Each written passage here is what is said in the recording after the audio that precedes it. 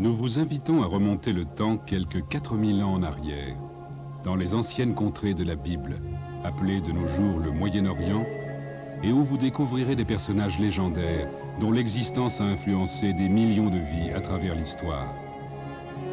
Sélection du Reader's Digest vous présente les grands personnages de la Bible et comment ils vivaient. Vous découvrirez comment Dieu a éprouvé la foi d'Abraham.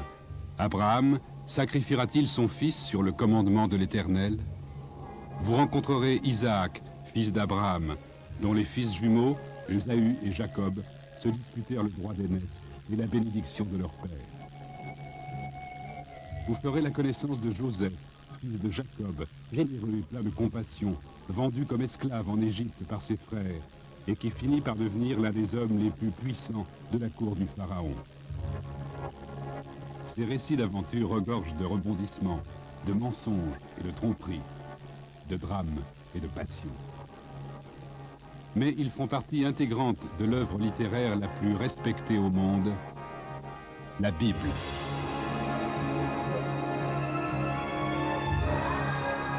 Voici tout d'abord l'histoire d'Abraham et Sarah, qui nous conduira de l'ancienne cité babylonienne de Our, aujourd'hui située en Irak, jusqu'à la ville de Haran, au sud de la Turquie actuelle.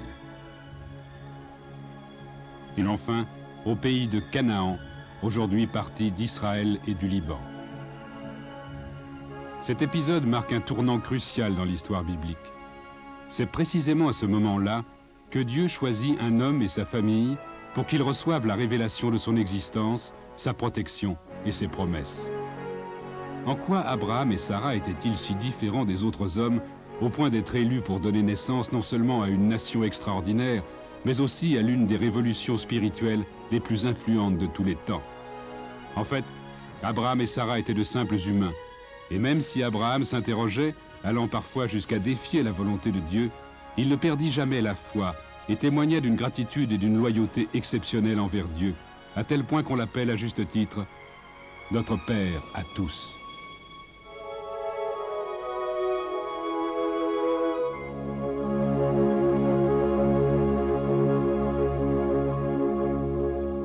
Notre histoire commence dans la cité de Our, aujourd'hui en Irak. C'est là qu'Abraham et Sarah passèrent leur jeunesse, environ 2000 ans avant la naissance du Christ. À l'époque, le concept d'un Dieu unique était encore peu répandu, et ils étaient entourés de gens qui vénéraient des idoles. Vers la fin de sa vie, Téra, le père d'Abraham, décida de quitter Our pour le pays de Canaan. Il emmena avec lui Abraham, Sarah et son petit-fils Lot. Ils gagnèrent d'abord la ville de Haran, à 800 km au nord. Aujourd'hui, Haran est devenu Tel El Mougayar, dans le sud-est de la Turquie. C'est là qu'ils habitèrent et c'est là que mourut Téra. Au fil des ans, Abraham et Sarah vivaient une vie ordinaire et pastorale. Mais un vide cruel s'était installé dans leur existence. Il leur était impossible d'avoir des enfants. Lorsqu'Abraham eut 75 ans, le Seigneur lui fit subir la première épreuve de sa foi. Selon la Genèse, paragraphe 12.1, le Seigneur dit à Abraham: « Pars de ton pays, de ta famille et de la maison de ton père, vers le pays que je te ferai voir. Je ferai de toi une grande nation et je te bénirai. »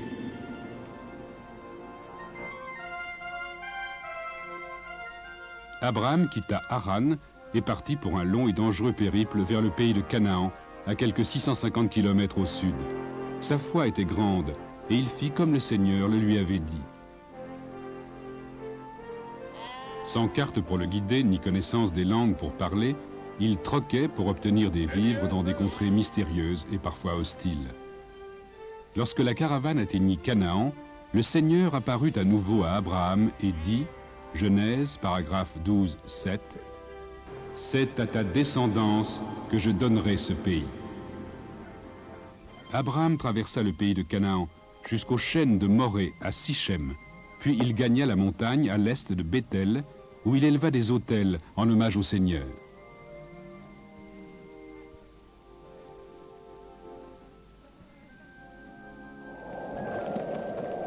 Pourtant, au fur et à mesure que le temps passait, la foi d'Abraham semblait s'étioler. Car il se trouvait là où le Seigneur l'avait conduit, sur une terre étrangère, entourée de païens, et toujours sans enfants. Comment allait-il pouvoir concéder cette terre à sa descendance, lui qui ne possédait ni terre, ni enfants? Pour compliquer les choses, une terrible famine se mit à sévir sur le pays de Canaan. En restant là, Abraham et Sarah n'avaient aucune chance de survivre. Sans attendre de message divin, Abraham emmena Sarah, Lot, son neveu, et le reste de sa maison vers les terres plus fertiles d'Égypte, où la nourriture abondait.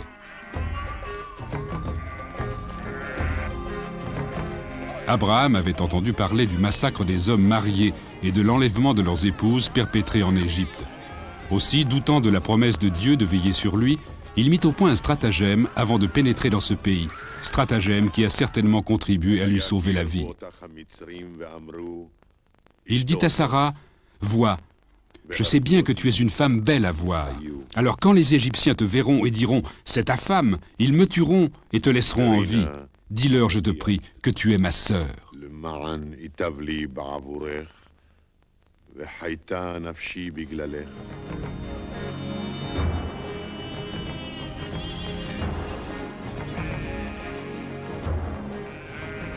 Comme Abraham l'avait redouté, la caravane fut arrêtée aux portes de l'Égypte.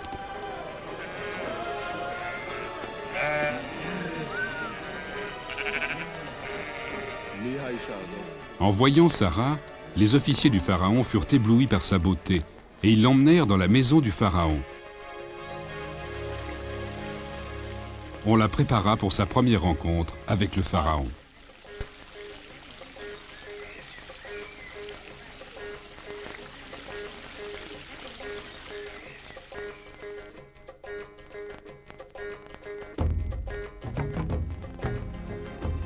Lorsqu'on la présenta au Pharaon, ce dernier fut séduit par l'allure exotique de cette femme étrangère. Bien entendu, il ignorait qu'elle était la femme d'Abraham. Mais comme on lui dit qu'elle était célibataire, il la prit pour femme. Que pouvait faire Sarah? Elle ne devait en aucun cas protester, car elle aurait mis Abraham en danger. Grâce à elle, le Pharaon était heureux et Abraham recevait de généreux cadeaux, chameaux, agneaux, bœufs, esclaves et ânes.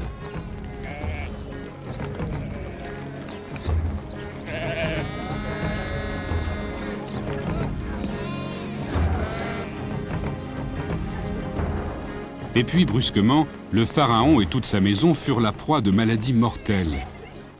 À cause du péché dans lequel, sans le savoir, le Pharaon vivait avec Sarah, le Seigneur lui infligea de terribles fléaux. Blessé et fou de colère, le Pharaon convoqua Abraham et l'accusa de tous ses fléaux. « Que m'as-tu fait là » s'exclama-t-il. « Pourquoi ne m'as-tu pas déclaré qu'elle était ta femme? Pourquoi m'as-tu dit « c'est ma sœur » et je me la suis attribuée pour femme? Maintenant voici ta femme, reprends-la et va-t'en. » C'est donc un Abraham bien plus riche et plus prospère qui remmena sa famille en pays de Canaan.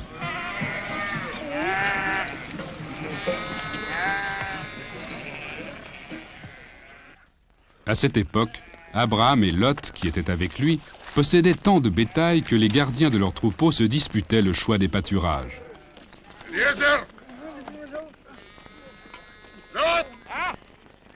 Dans un geste de pure générosité, digne de la bienveillance d'un vrai patriarche, Abraham conduisit Lot vers un point dominant la vallée et lui dit « Qu'il n'y ait pas de querelle entre toi et moi, mes bergers et les tiens, nous sommes frères. Tout le pays n'est-il pas devant toi? Sépare-toi donc de moi. Si tu prends le nord, j'irai au sud. Si tu choisis le sud, j'irai au nord. » Le jeune Lot choisit pour lui le district du Jourdain, le plus riche et le plus fertile, décrit dans la Bible comme tout entier irrigué, comme le jardin du Seigneur, comme le pays d'Égypte. Lot s'y installa et vint camper jusqu'à Sodome. Abraham, quant à lui, s'installa dans le pays de Canaan. Selon la Genèse, paragraphe 13-14, le Seigneur dit à Abraham « Lève donc les yeux, et du lieu où tu es, regarde au nord, au sud, à l'est et à l'ouest. Oui, tout le pays que tu vois, je te le donne, ainsi qu'à ta descendance pour toujours. Je multiplierai ta descendance comme la poussière de la terre, au point que si l'on pouvait compter la poussière de la terre, on pourrait aussi compter ta descendance. Lève-toi, parcours le pays en long et en large, car je te le donne. Abraham parcourut les terres de Canaan accompagné de sa famille et installa son campement à Mamré, comme le lui avait ordonné le Seigneur. Il y éleva un autel pour le Seigneur. Mais le patriarche de la paix fut impliqué dans une guerre qui éclata dans la vallée de Siddim, à l'extrémité sud de la mer Morte, près de la péninsule de Al-Lisan. Les armées des rois de Sodome et de Gomorrhe furent mises en déroute par leurs ennemis. Les habitants de ces deux cités durent s'enfuir dans les collines, pendant que leurs ennemis pillaient tous leurs biens et faisaient de Lot leur prisonnier.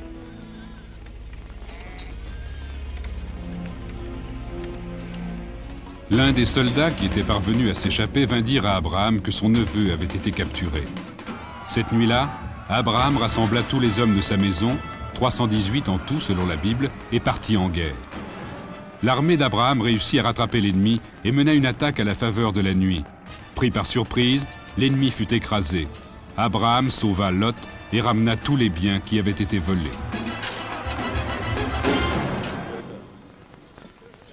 Pour son héroïsme et sa bravoure, Abraham fut honoré et béni par Melchisédek, roi de Salem, ancien nom de Jérusalem, que la Bible décrit comme le prêtre du Très-Haut. Abraham lui donna le 10e de tout ce qu'il possédait.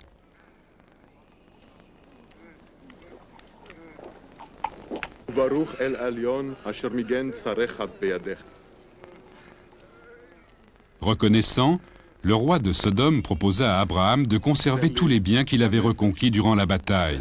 Mais Abraham déclina son offre, il ne prit rien et dit au roi de Sodome : « Je lève la main vers le Seigneur, Dieu Tout-Puissant qui crée ciel et terre.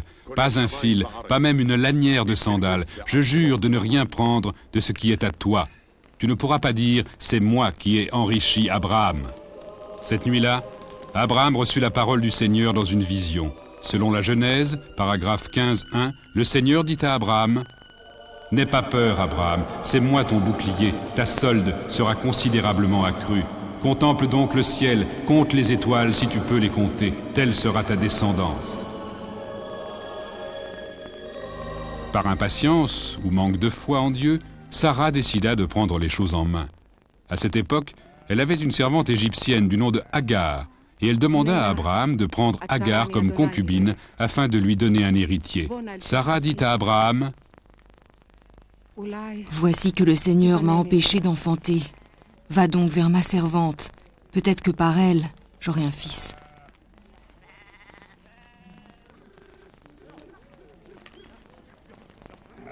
10 ans après qu'Abraham se fut établi dans le pays de Canaan, Sarah lui offrit Agar, sa servante, comme femme.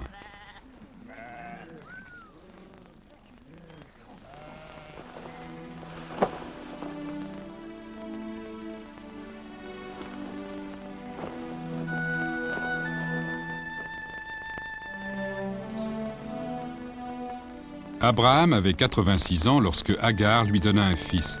Ils appelèrent l'enfant Ismaël. «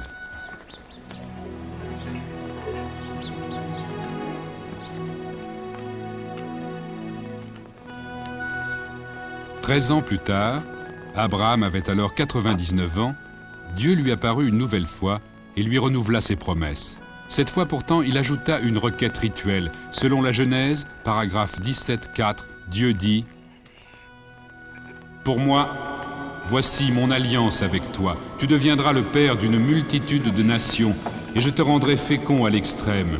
Je ferai que tu donnes naissance à des nations, et des rois sortiront de toi. Je donnerai en propriété perpétuelle à toi et à ta descendance après toi le pays de tes migrations, tout le pays de Canaan. Tous vos mâles seront circoncis à l'âge de 8 jours, ce qui deviendra le signe de l'alliance entre moi et vous. Mais l'incirconcis sera retranché d'entre les siens. Il a rompu mon alliance. »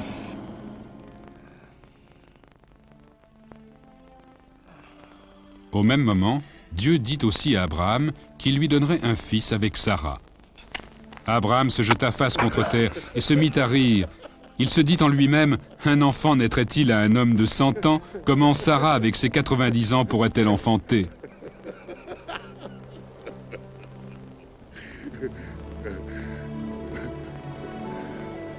Abraham supplia Dieu pour qu'il reconnaisse son fils Ismaël. Puisse Ismaël vivre en ta présence. Selon la Genèse, paragraphe 17-19, Dieu répondit: Mais non, ta femme Sarah enfantera un fils, et tu lui donneras le nom d'Isaac. Pour Ismaël, je t'exauce. Vois, je le bénis, je le rends fécond, prolifique à l'extrême. Il engendrera 12 princes, et je ferai sortir de lui une grande nation. Mais j'établirai mon alliance avec Isaac, que Sarah te donnera l'année prochaine à cette date.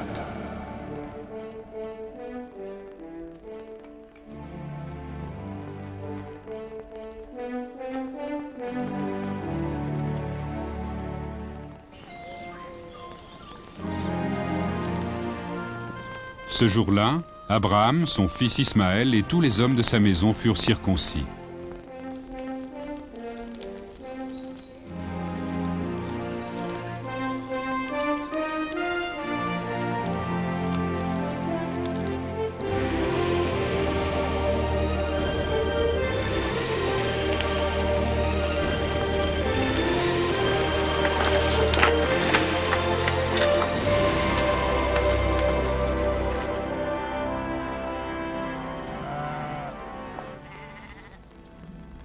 Quelque temps plus tard, alors qu'il était assis à l'entrée de sa tente dans la pleine chaleur du jour, Abraham leva les yeux et aperçut 3 hommes debout devant lui.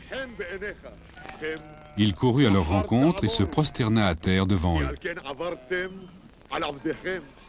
Selon la tradition propre à l'hospitalité orientale, Abraham leur apporta de l'eau pour qu'ils puissent se laver les pieds et demanda à Sarah et à ses serviteurs de préparer de la nourriture pour les visiteurs. Abraham déposa la nourriture devant eux et ils mangèrent. Ils lui dirent: « Où est Sarah, ta femme ?» Et il répondit: « Là, dans la tente. » Puis l'un d'eux reprit: « Je dois revenir au temps du renouveau, et voici que Sarah, ta femme, aura un fils. » Les hommes se levèrent, et Abraham les raccompagna pour leur montrer le chemin de Sodome, où ils se rendaient.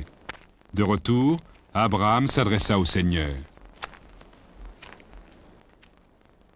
Le Seigneur expliqua à Abraham qu'il avait entendu parler de la cruauté et des péchés des habitants de Sodome et Gomorrhe et qu'il était venu pour les juger.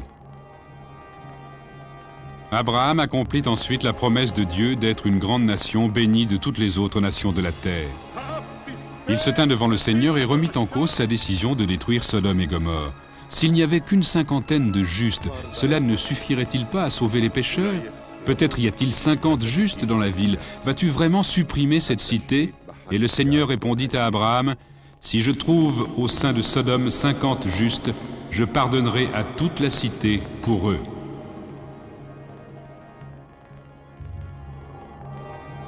Abraham continua à parlementer avec Dieu. Peut-être sur 50 justes, en manquera-t-il 5? Pour 5, détruiras-tu toute la ville? Dieu répondit: Non. Abraham persista, et pour 40, et pour 30, et pour 20. Et puis, peut-être se souvint-il brusquement qu'il débattait en réalité avec le Tout-Puissant. Il dit: Que mon Seigneur ne s'irrite pas si je parle une dernière fois. Peut-être là s'en trouvera-t-il 10. Les propos d'Abraham finirent par convaincre le Seigneur.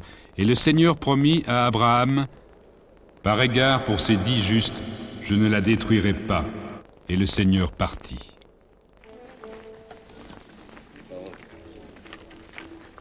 Ce même soir, les 2 anges arrivèrent à Sodome, alors que Lot, le neveu d'Abraham, était aux portes de la ville. Il les accueillit et les pressa de venir dans sa maison pour se laver, se reposer et se restaurer. Les 2 anges acceptèrent. Il n'était pas encore couché que tous les hommes de la ville, jeunes et vieux, encerclèrent la maison et crièrent à Lot: « Où sont les hommes qui sont venus chez toi cette nuit? Fais-les sortir vers nous, pour que nous les connaissions. » Lot ne se laissa pas impressionner par la foule et leur dit: « De grâce, mes frères, ne faites pas de malheur. J'ai à votre disposition 2 filles qui n'ont pas connu d'homme. Je puis les faire sortir vers vous, et vous en ferez ce que bon vous semblera. Mais ne faites rien à ces hommes, puisqu'ils sont venus à l'abri de mon toit. » Mais la foule ne voulut rien savoir. « Va-t'en » crièrent-ils. « Cet individu est venu en émigré, et il fait le redresseur de tort. Nous allons lui faire plus de mal qu'à eux. » Ils poussèrent Lot avec violence et s'approchèrent pour enfoncer la porte.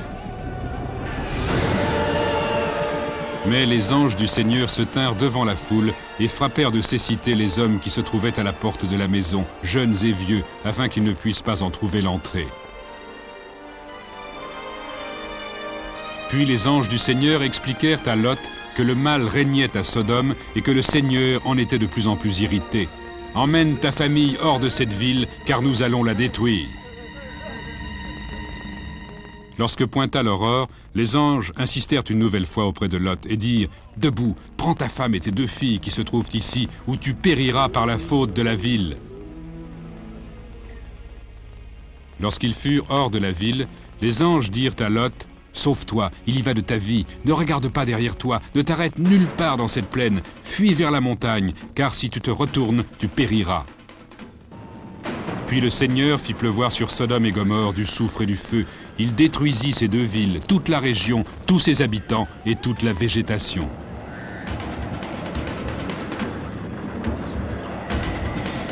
Lot, ses filles et sa femme durent se battre pour s'enfuir.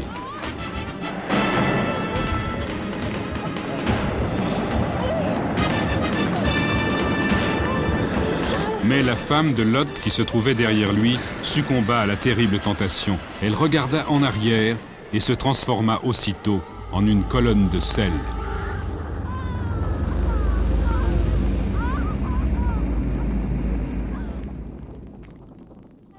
Tôt le lendemain matin, Abraham se rendit à l'endroit où il s'était tenu devant le Seigneur. Il porta son regard sur Sodome, Gomorrhe et sur la plaine.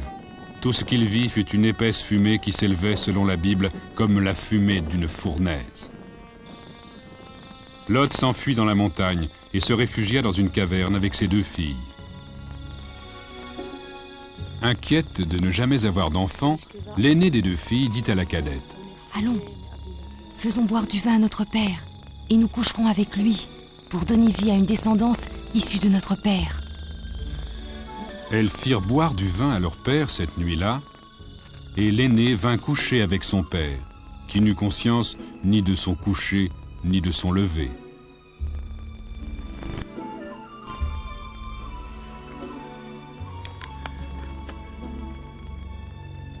La nuit suivante, elles firent à nouveau boire leur père, et cette fois, c'est la cadette qui alla coucher avec lui. Les 2 filles de Lot furent enceintes de leur père. L'aînée donna naissance à un fils qu'elle appela Moab, le père des Moabites. La cadette donna naissance à un fils qu'elle appela Ben-Amni, l'ancêtre des fils d'Ammon. Le Seigneur intervint en faveur de Sarah comme il l'avait dit. Sarah conçut et donna un fils à Abraham, qu'elle nomma Isaac. Et Abraham fit circoncire son fils Isaac à l'âge de 8 jours, comme Dieu le lui avait commandé. Abraham avait alors 100 ans.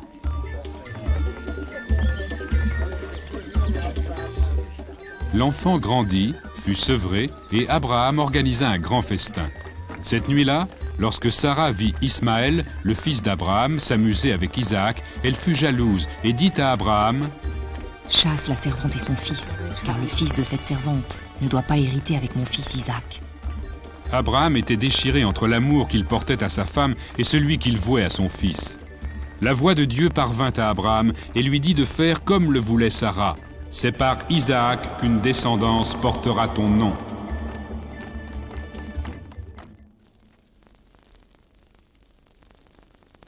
Abraham se leva de bon matin, prit du pain et une outre d'eau qu'il donna à Agar. Il la renvoya avec Ismaël.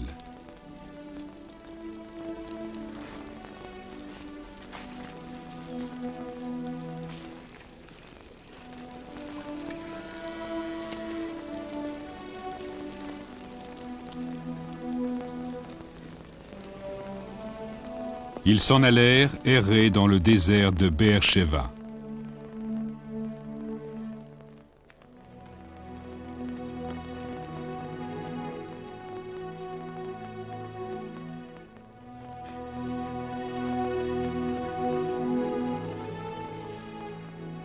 Quand l'eau de l'outre fut épuisée, elle laissa l'enfant sous l'un des arbustes et s'en alla s'asseoir à l'écart, car elle n'avait pas le courage d'entendre les pleurs de l'enfant, ni de le voir mourir. « Que je n'assiste pas à la mort de l'enfant, pleurait-elle. Dieu entendit la voix d'Ismaël, et du ciel, l'ange de Dieu appela Agar. Il lui dit, « N'aie pas peur, car Dieu a entendu la voix du garçon là où il est. Lève-toi, relève l'enfant et tiens-le par la main, car de lui je ferai une grande nation. »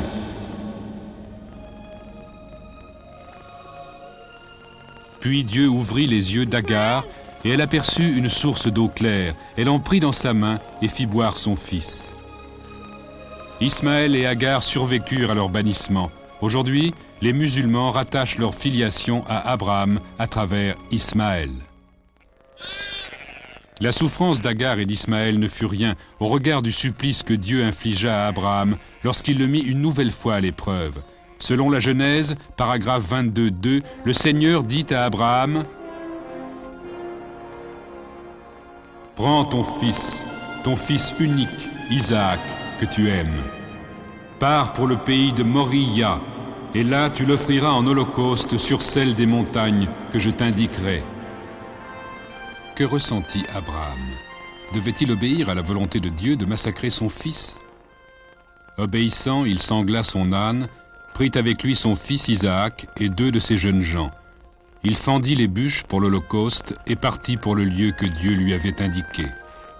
Le 3e jour de ce triste périple, ils atteignirent l'endroit que Dieu avait choisi pour le sacrifice. Abraham ordonna aux jeunes gens de rester garder l'âne, tandis que lui et son fils iraient tous 2 se prosterner. « Puis nous reviendrons vers vous, leur dit Abraham. » Abraham prit la pierre à feu et le couteau, tandis qu'Isaac chargea les bûches.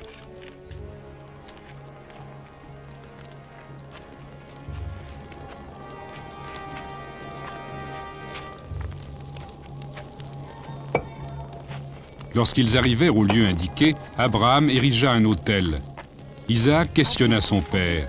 « Voici le feu et les bûches. Où est l'agneau pour l'holocauste » Abraham lui répondit par ces paroles déchirantes, « Dieu saura voir l'agneau pour l'holocauste, mon fils. »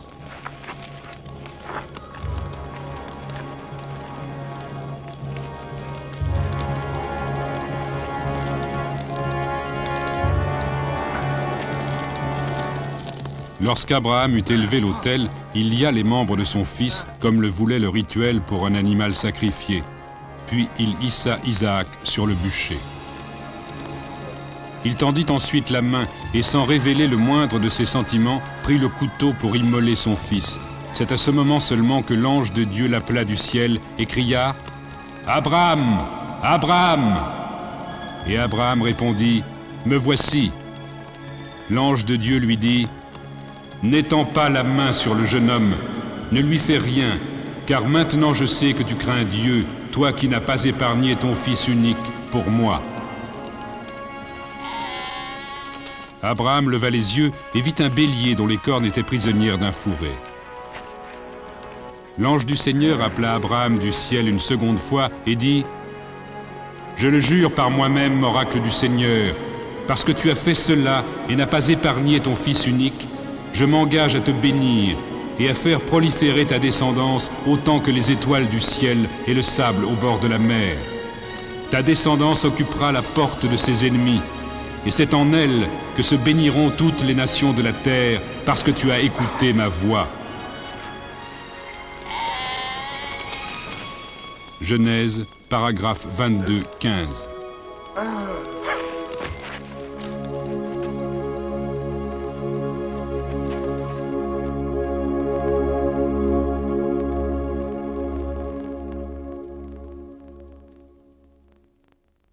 Ainsi se termine l'histoire d'Abraham et de Sarah. Et ainsi commence celle d'Isaac, Jacob et Ésaü, dans le pays de Canaan, dans ce pays que nous appelons aujourd'hui Israël. Les spécialistes de la Bible comparent souvent la vie d'Isaac à celle de Jésus, en raison de leur naissance miraculeuse et de leur obéissance totale allant jusqu'à leur propre sacrifice. C'est là que ces événements d'une étonnante similitude eurent lieu, à Bethléem, à Jérusalem, à Mamré et à Moriya, séparés par 2000 ans et moins de 80 kilomètres. Selon l'Ancien Testament, Sarah, la mère d'Isaac, mourut à l'âge de 127 ans à Hébron, dans le pays de Canaan. Abraham, Isaac et tous ceux qu'elle aimait vinrent célébrer ses funérailles et la pleurer. Puis ils l'ensevelirent dans une caverne face à Mamré. 3 ans plus tard, Isaac avait alors 40 ans, Abraham demanda à son plus vieux et plus fidèle serviteur de trouver une femme pour son fils. Selon la coutume en ce temps-là, Abraham plaça la main de son serviteur sous sa propre cuisse et lui fit jurer devant Dieu qu'il ne ferait pas épouser à son fils une fille des Cananéens, parmi lesquels il vivait. Abraham demanda à son serviteur de retourner dans ses terres ancestrales, à Padam Aram, où il pourrait trouver une femme digne de son fils. Le serviteur lui répondit, « Peut-être cette femme ne consentira-t-elle pas à me suivre dans ce pays-ci ? Devrais-je ramener ton fils au pays d'où tu es sorti ?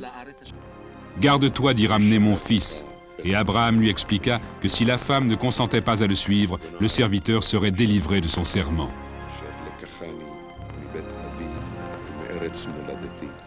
Le vieux et fidèle serviteur prit 10 des chameaux de son maître, les chargea des plus beaux présents et s'en alla pour la ville de Nahor, près de Haran. Il atteignit les faubourgs de la ville à la tombée de la nuit et fit s'accroupir les chameaux près du puits. Les femmes de la ville étaient déjà en train de puiser de l'eau de la source. Le serviteur se mit à prier pour qu'un signe de Dieu l'aide à choisir une femme pour Isaac parmi toutes celles qui se trouvaient là. « Seigneur, dit-il, me voici près de la source, et les filles des gens de la ville sortent pour puiser de l'eau.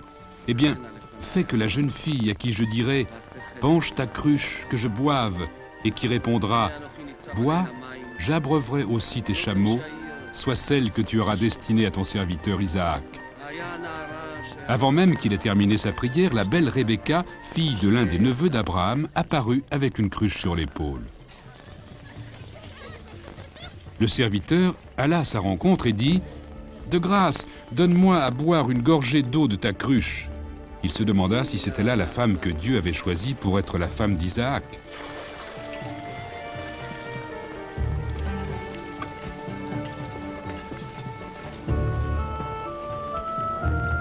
Rebecca répondit avec le signe de Dieu. « Bois, mon Seigneur. Pour tes chameaux aussi, j'irai puiser jusqu'à ce qu'ils aient bu à leur soif. » Le serviteur sut alors que Dieu avait choisi Rebecca pour être la femme d'Isaac, et il demanda à la jeune fille s'il pourrait être hébergé pour la nuit dans la maison de son père.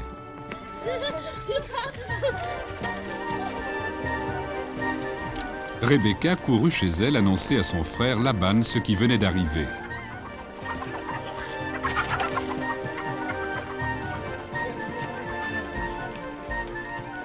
Et Laban courut rejoindre le vieil homme à la source pour l'inviter dans sa demeure. Avant de dîner, le serviteur raconta qu'il avait été envoyé par Abraham afin de trouver une femme pour Isaac, et persuadé que ce serviteur était béni de Dieu, la famille accepta de laisser partir Rebecca. Le matin suivant, Rebecca et ses servantes se préparèrent pour le long voyage vers le pays de Canaan. Elles montèrent à dos de chameau et partirent avec le serviteur à la rencontre d'Isaac.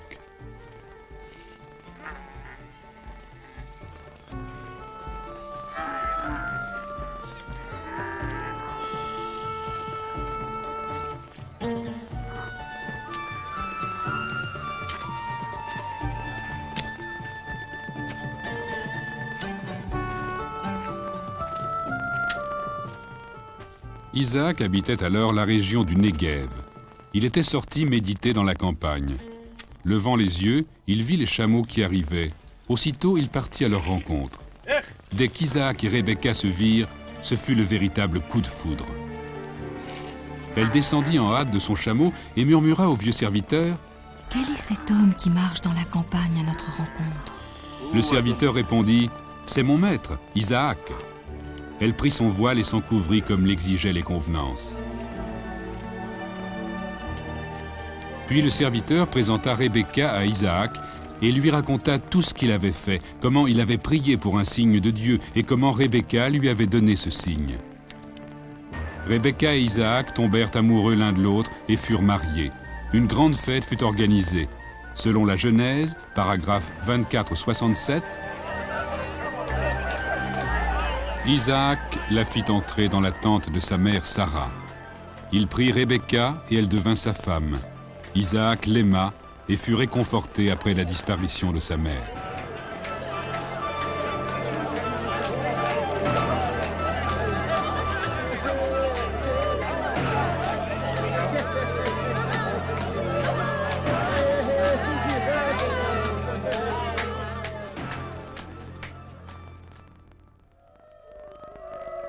Abraham vécut jusqu'à l'âge de 175 ans.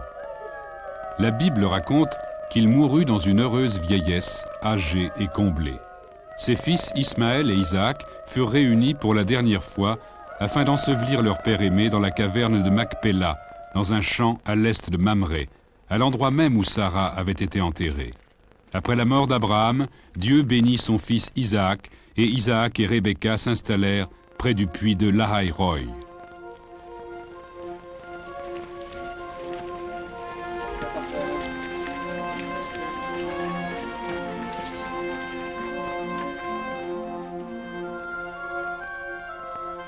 Après 20 années de mariage, Rebecca, qui était stérile, fut finalement enceinte. Pour elle, Isaac avait imploré le Seigneur, et le Seigneur avait répondu à sa prière, perpétuant ainsi la descendance d'Abraham. Mais la grossesse de Rebecca s'avéra extrêmement pénible. Elle attendait des jumeaux, et ses fils se heurtaient déjà dans son ventre. Rebecca en était désespérée, et elle s'écria: « S'il en est ainsi, pourquoi dois-je vivre ?» Selon la Genèse, paragraphe 25-23, le Seigneur répondit à Rebecca: « 2 nations sont dans ton sein, 2 peuples se détacheront de tes entrailles. L'un sera plus fort que l'autre, et l'aîné servira le plus jeune. » Lorsque vint le moment d'enfanter, le premier des 2 jumeaux à venir au monde était roux. Le second sortit ensuite, la main agrippée au talon de son frère.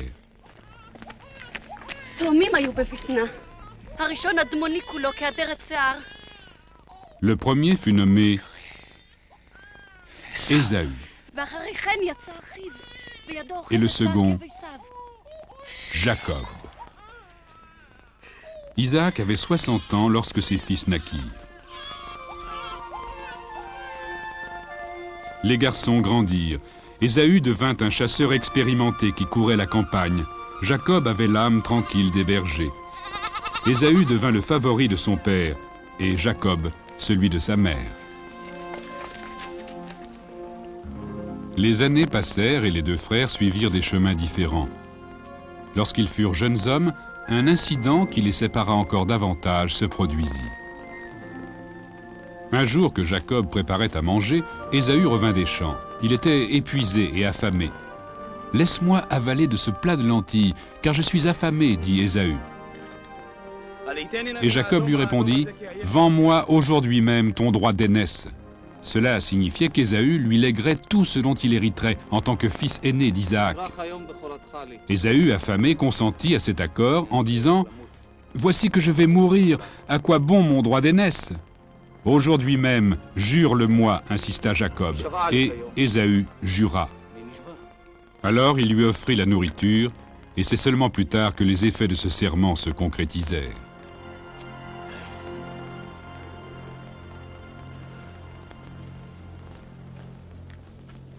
Lorsqu'une famine dévasta le pays, Isaac voulut partir pour l'Égypte, où la nourriture abondait, comme l'avait fait son père Abraham avant lui. Il voyagea jusqu'à Guérar. C'est alors que pour la première fois, Dieu lui apparut et dit: « Ne descends pas en Égypte, mais demeure dans le pays que je t'indiquerai.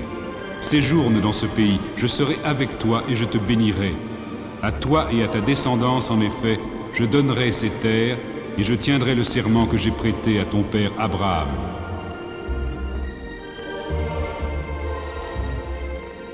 Isaac eut foi dans la parole du Seigneur et s'installa à Guérar, le pays des Philistins. Lorsque les hommes de Guérar l'interrogèrent sur Rebecca, il eut peur de dire qu'elle était sa femme. « Elle est si charmante à voir, pensa-t-il, les hommes risquent de me tuer à cause d'elle. » Alors il leur dit qu'elle était sa sœur. Isaac avait passé déjà de longs jours à Guérar, lorsqu'Abimélec, le roi des Philistins, regarda par la fenêtre et vit qu'Isaac embrassait Rebecca. Il convoqua Isaac et lui dit « C'est sûrement ta femme. Pourquoi as-tu dit qu'elle était ta sœur ?» Isaac lui expliqua que c'était par peur de mourir à cause d'elle.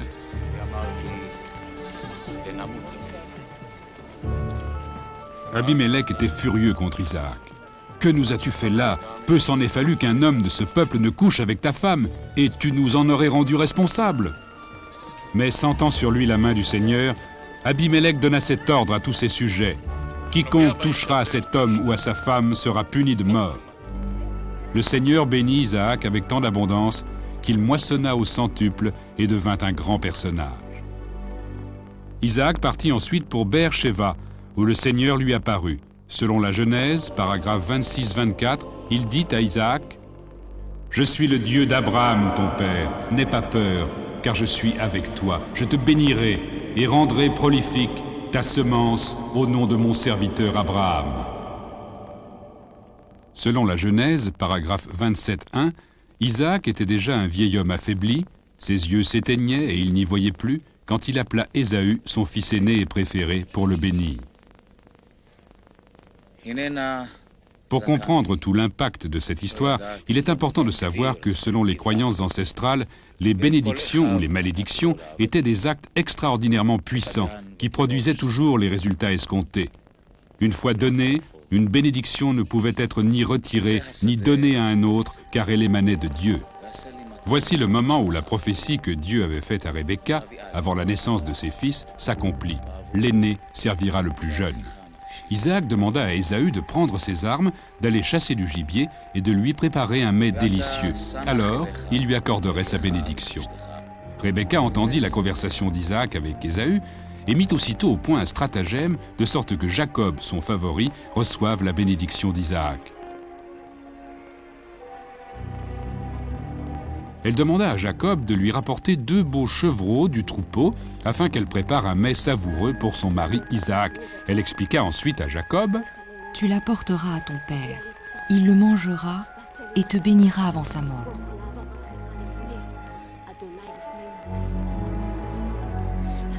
Mais Jacob craignait que son père ne découvre la supercherie. Il répondit « Si mon frère Ésaü est un homme velu, moi je n'ai pas de poils. Il est possible que mon père me palpe et me considère comme un imposteur. J'attirerai sur moi une malédiction et non une bénédiction. » Vienne sur moi ta malédiction, mon fils. Écoute-moi seulement et va me prendre ce que je t'ai dit. Il alla prendre les chevreaux et Rebecca prépara un mets comme Isaac les aimait. Rebecca prit ensuite les plus beaux vêtements d'Ésaü et elle en revêtit Jacob. Elle recouvrit de peaux de chevreau ses mains et la partie imberbe de son cou. Lorsqu'elle fut convaincue qu'Isaac ne décèlerait aucune différence entre ses 2 fils, elle donna à Jacob le mets qu'elle avait préparé. Jacob entra chez son père et dit « Mon père, me voici, qui es-tu, mon fils ?» demanda le vieil homme.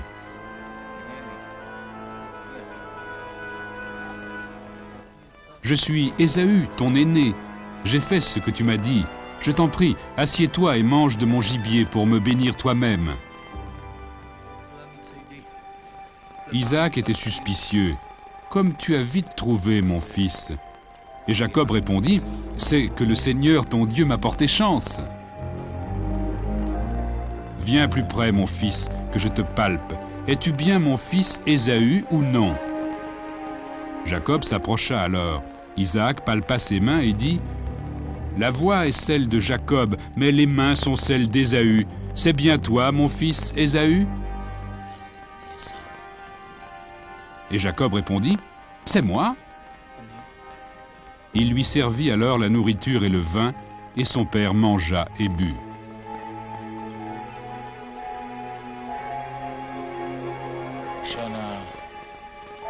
Une fois terminé, Isaac dit à Jacob, « Viens donc plus près et embrasse-moi, mon fils. » Il s'approcha et l'embrassa. Isaac huma l'odeur des vêtements d'Ésaü et convaincu cette fois, il bénit Jacob.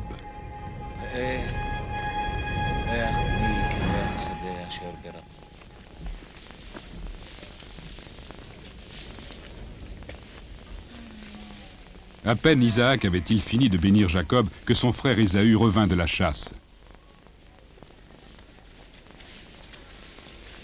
Lorsqu'Ésaü entra dans la tente avec la nourriture qu'il avait préparée, Isaac demanda « Qui es-tu » Ésaü répondit « Je suis Ésaü, ton fils aîné. » C'est alors qu'Isaac comprit qu'il avait été trompé et il demanda à Ésaü « Quel est donc celui qui a été à la chasse et m'a rapporté du gibier? Je l'ai béni et béni il sera. »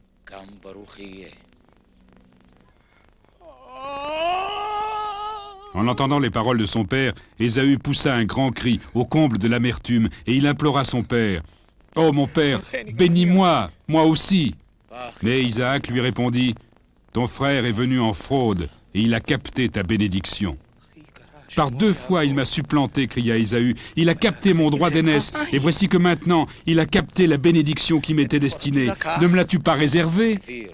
Isaac prit la parole et dit à Ésaü « Vois, j'ai fait de lui ton chef, je lui ai donné tous ses frères pour serviteurs, je l'ai pourvu de froment et de vin nouveau. Que puis-je faire pour toi, mon fils ?»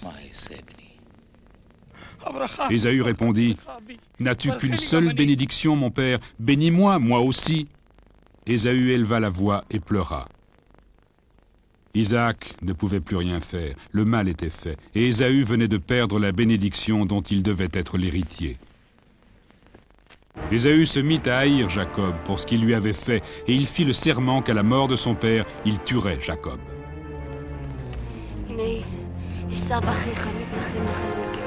Informée des propos d'Ésaü, Rebecca fit appeler Jacob et lui dit « Voici que ton frère Ésaü veut se venger de toi en te tuant. » Elle lui ordonna de fuir sur le champ à Haran, chez son frère Laban. Quand la fureur de ton frère sera détournée de toi et qu'il aura oublié ce que tu as fait, je t'enverrai chercher là-bas. Pourquoi serais-je privé de mes 2 fils en un seul jour?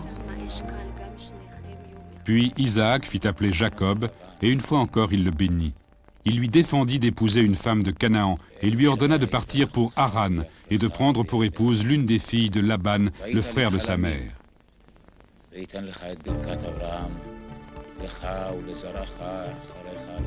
Jacob quitta Beer-Sheva et partit pour Haran. C'est pendant ce voyage qu'il eut une vision de Dieu saisissante. Il venait de parcourir 15 kilomètres dans le désert au nord de l'actuelle Jérusalem. Au coucher du soleil, il choisit un endroit où passer la nuit, prit une pierre en guise d'oreiller, en fit son chevet et s'endormit.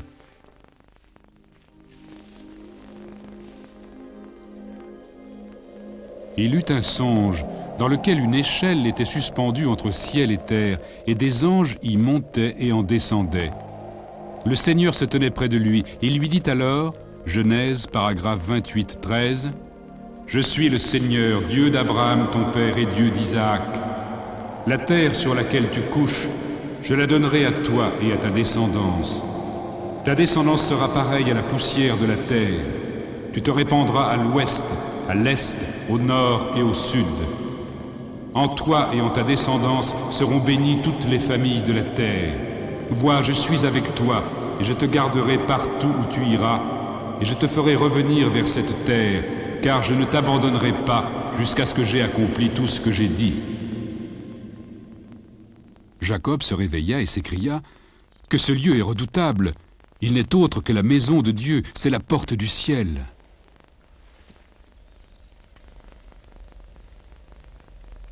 Jacob prit la pierre sur laquelle il avait dormi, l'aspergea d'huile, l'érigea en stèle et appela ce lieu Bethel, c'est-à-dire maison de Dieu. Il promit aussi de donner 1/10 de tous ses biens à Dieu s'il revenait sain et sauf au pays de Canaan, comme le Seigneur le lui avait promis.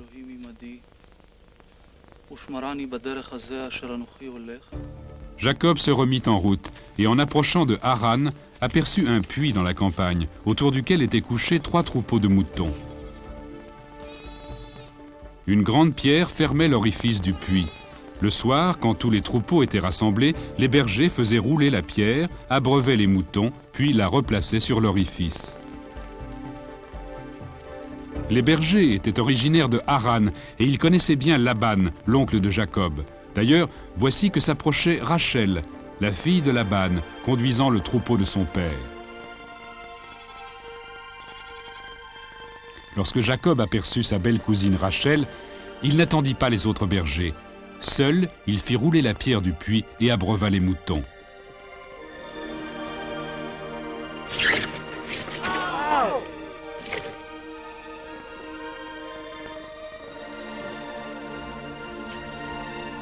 Rachel fut immédiatement séduite par cet étranger et Jacob ressentit la même chose. Se pouvait-il qu'elle soit la femme de Haran qu'il était venu prendre pour épouse?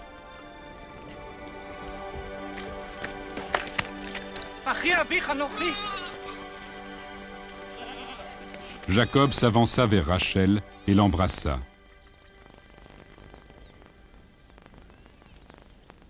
Il lui expliqua qu'il était de la famille de son père, et Rachel courut à la maison prévenir Laban.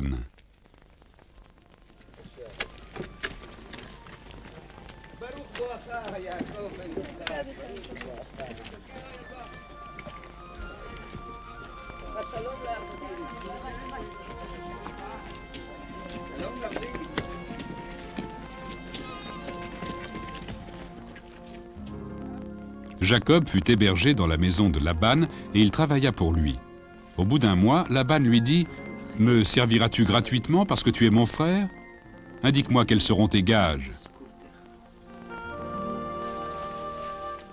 Or, Laban avait 2 filles, la belle Rachel, qui était la plus jeune, et Léa, son aînée, moins séduisante. Jacob était tombé amoureux de Rachel. C'est ainsi qu'il passa un marché avec Laban. « Je te servirai 7 ans pour Rachel, ta fille cadette. » Laban accepta. Pour Rachel, Jacob le servit 7 ans, qui lui parurent quelques jours tant il l'aimait. Il dit alors à Laban « Donne-moi Rachel pour épouse, que je puisse consommer mon mariage avec elle. » Laban accepta et organisa un énorme banquet.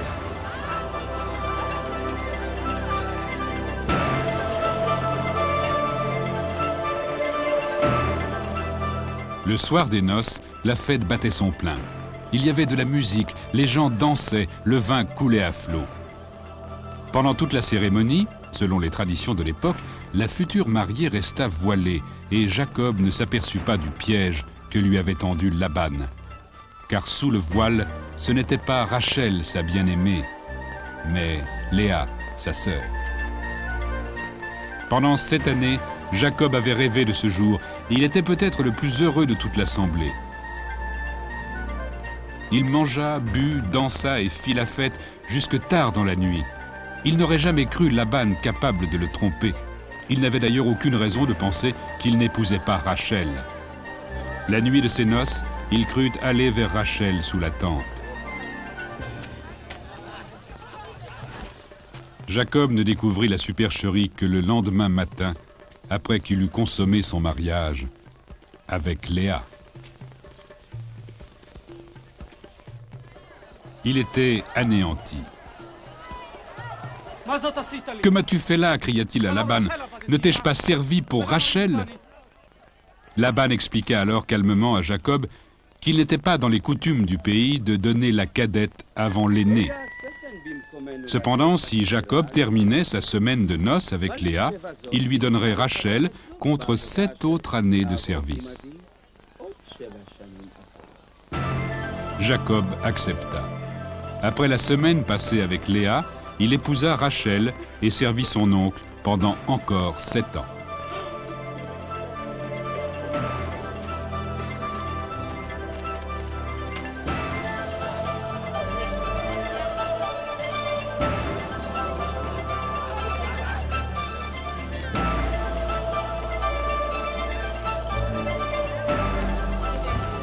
Léa, la mal-aimée, fut rendue féconde, alors que Rachel, la bien-aimée, resta stérile de nombreuses années.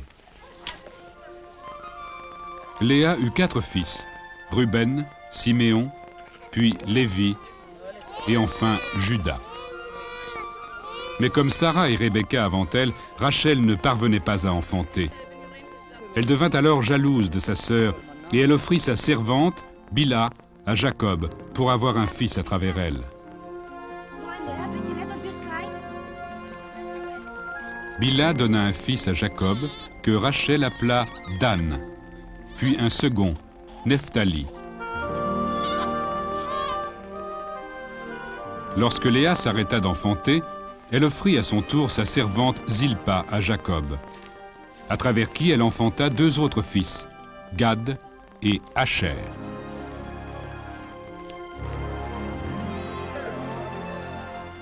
Mais Léa enfanta encore 2 autres fils, Issachar et Zabulon, et aussi une fille, Dina.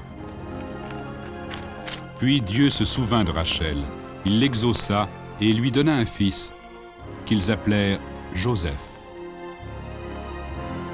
En tout, 11 des 12 ancêtres des 12 tribus d'Israël naquirent durant les 20 années d'exil de Jacob. Benjamin n'était pas encore né. Après la naissance de Joseph, Jacob passa encore 6 années au service de Laban.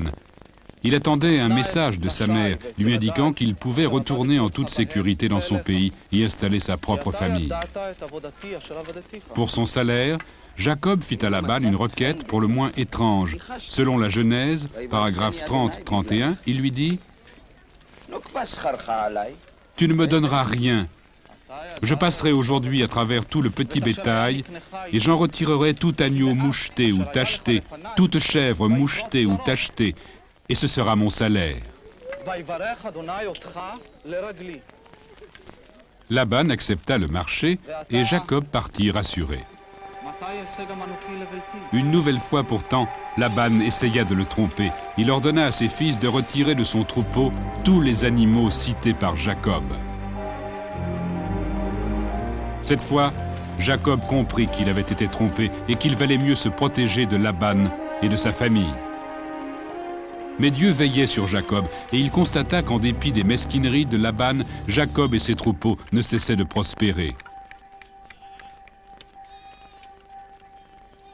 Et plus il prospérait, plus la jalousie de Laban et de ses fils s'aiguisait.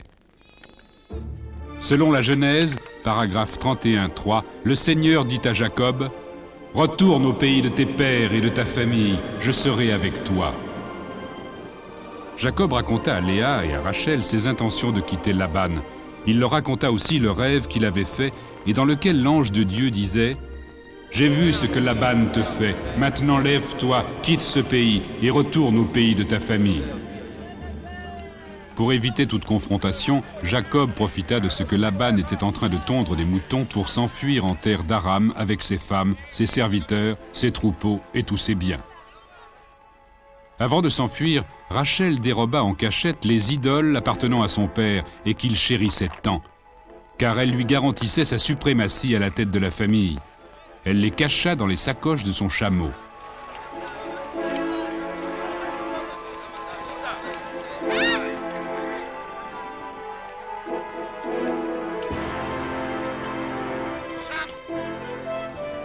Trois jours plus tard, lorsque Laban revint, il était furieux. Il poursuivit Jacob pendant 7 jours et le rejoignit enfin au mont de Galaad, à l'est du fleuve Euphrate.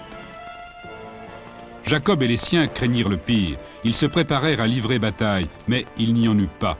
Laban était venu en paix.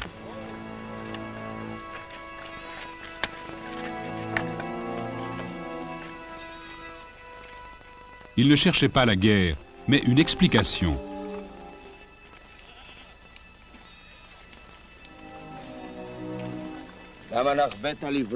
Non seulement Laban s'était senti humilié par leur fuite secrète, par le fait qu'il n'ait pas pu embrasser ses filles et ses petits-enfants, mais il était furieux que Jacob lui ait dérobé ses idoles.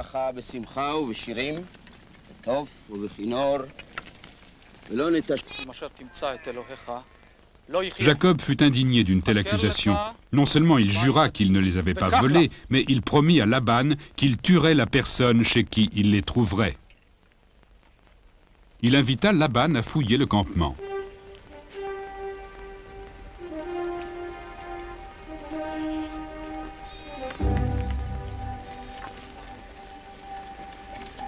Lorsque Laban entra dans la tente de Rachel, elle était assise sur les sacoches où étaient cachées les idoles.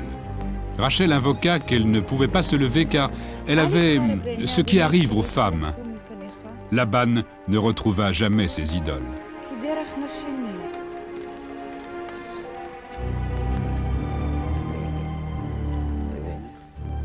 Après cela, Jacob et Laban conclurent un pacte de paix. Le lendemain matin, Laban embrassa ses filles et ses petits-enfants avant de les quitter pour repartir avec ses hommes.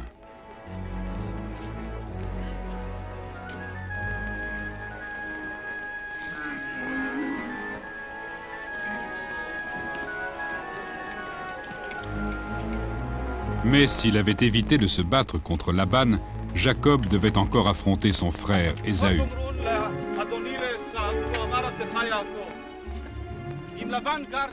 Jacob envoya des messagers vers son frère Ésaü au pays de Séhir, dans la campagne d'Édom. Il leur ordonna de dire à Ésaü qu'il avait été détenu chez Laban jusqu'à aujourd'hui et traité là-bas comme un étranger.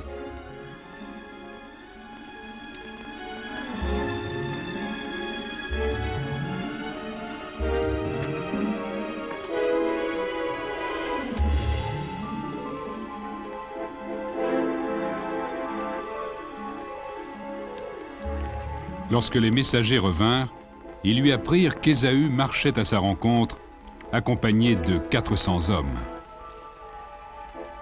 Jacob fut pris de panique. Lui et les siens n'étaient pas de taille à affronter 400 hommes, et il craignait qu'Ésaü ne les massacrât tous. Il tenta de faire de son mieux. Il commença par envoyer des cadeaux somptueux à Ésaü, des centaines de moutons, de chèvres, de taureaux, et des chameaux dans l'espoir de l'apaiser. En même temps, il mit sa famille et les biens qui lui restaient en lieu sûr, de l'autre côté du Yabok, un affluent du Jourdain. Dans l'un des passages les plus déconcertants de la Bible, Jacob, alors qu'il se trouve seul sur les berges du Yabok, engage une lutte dans le noir avec un mystérieux étranger.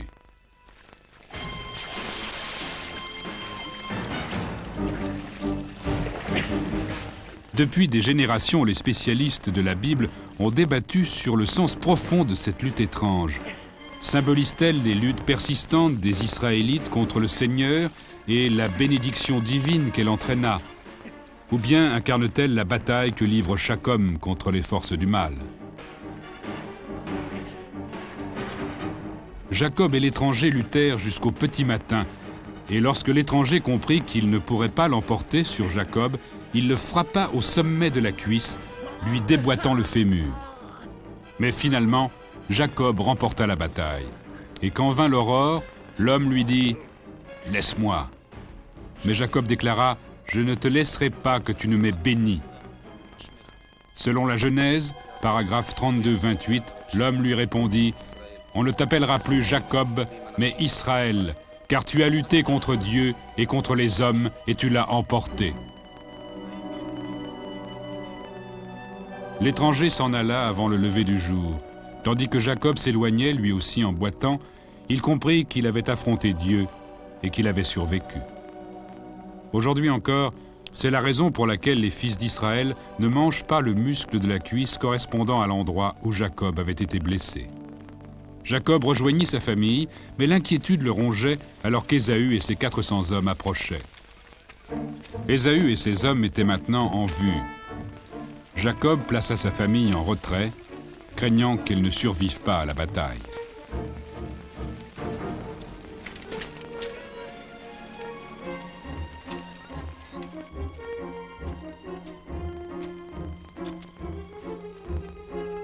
Lorsqu'Ésaü s'approcha de son frère, Jacob se prosterna à terre à 7 reprises. Les deux hommes, qui ne s'étaient pas vus depuis plus de 20 ans, se firent face. Les craintes de Jacob disparurent lorsqu'il vit Ésaü courir à sa rencontre, l'étreindre et se jeter à son cou en l'embrassant.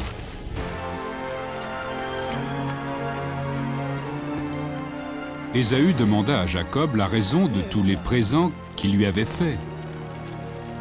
Jacob répondit « Je voulais trouver grâce aux yeux de mon Seigneur. » Mais Ésaü lui dit « J'ai amplement pour moi, mon frère, que ce qui est à toi reste à toi. » Mais Jacob insista, et Ésaü finit par accepter les présents de son frère. Ce jour-là, Ésaü reprit sa marche vers Séhir, et Jacob continua son chemin vers Sukkot, où il planta ses tentes et construisit des enclos pour son troupeau.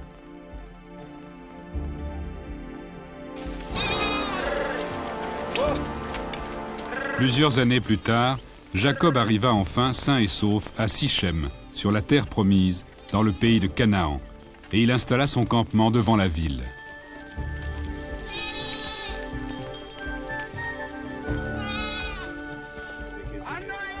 Il acquit une parcelle de terrain auprès de Hamor, le prince de la ville, pour que sa famille puisse y vivre en paix et en harmonie. Il érigea aussi un autel en hommage au Dieu d'Israël.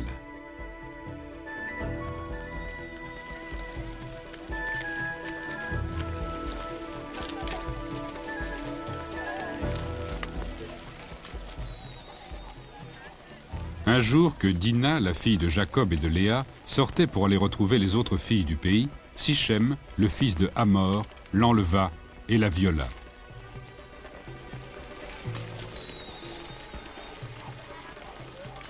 Lorsque Jacob apprit que sa fille avait été souillée, il se tut jusqu'à ce que ses fils reviennent de leur travail au champ. Lorsqu'ils apprirent que leur sœur avait été violée, les frères se sentirent outragés et s'en irritèrent violemment. Sichem avait commis une infamie qui ne pouvait être tolérée. Hamor tenta de les apaiser en leur disant que Sichem avait l'intention d'épouser Dina.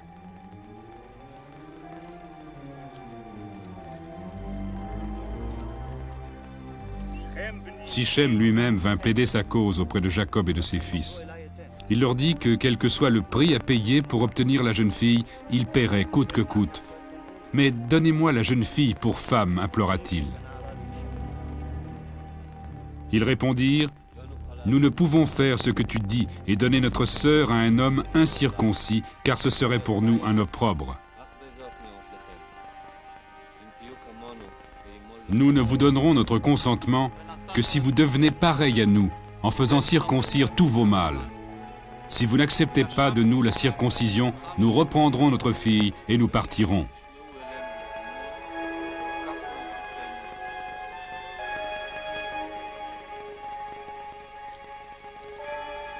Les hommes de la ville acceptèrent les conditions et tous les mâles de la communauté furent circoncis.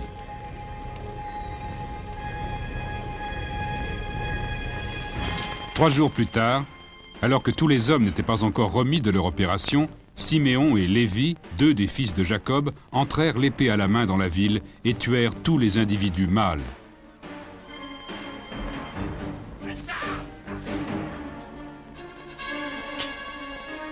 Ils tuèrent Hamor et son fils Sichem et reprirent leur sœur Dina dans la maison de Sichem.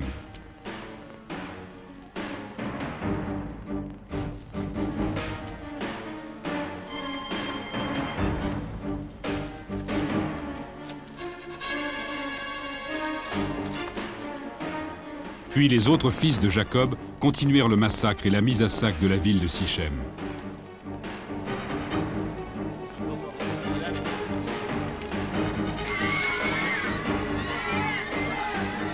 Ils pillèrent la ville, s'emparèrent du petit et du gros bétail, emportant richesses, femmes, enfants et tout ce qui se trouvait dans les maisons. Aucun homme ne survécut et plus rien ne resta de la ville.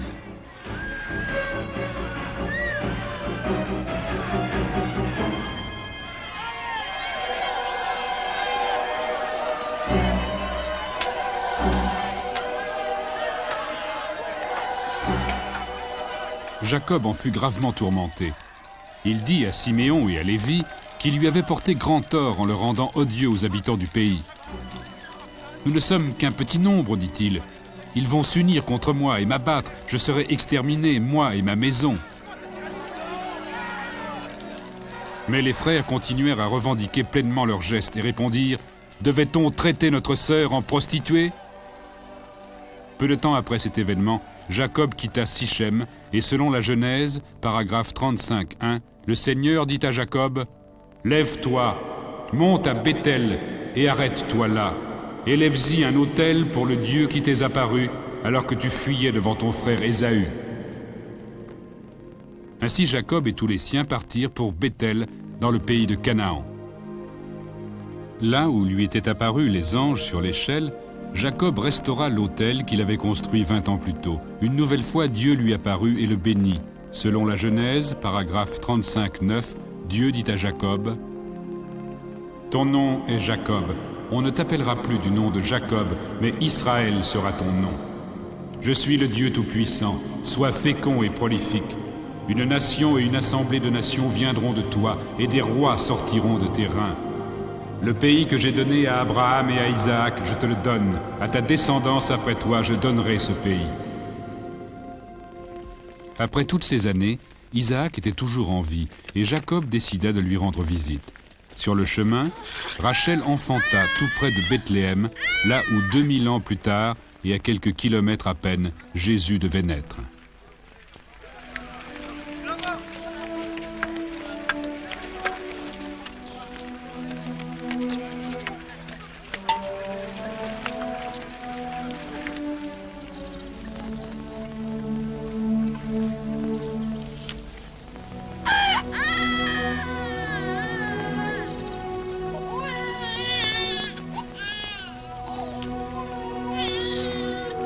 Rachel n'atteignit jamais Mamré avec Jacob.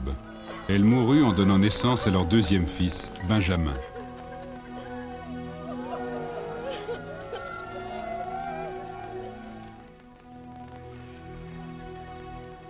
Jacob poursuivit son triste voyage.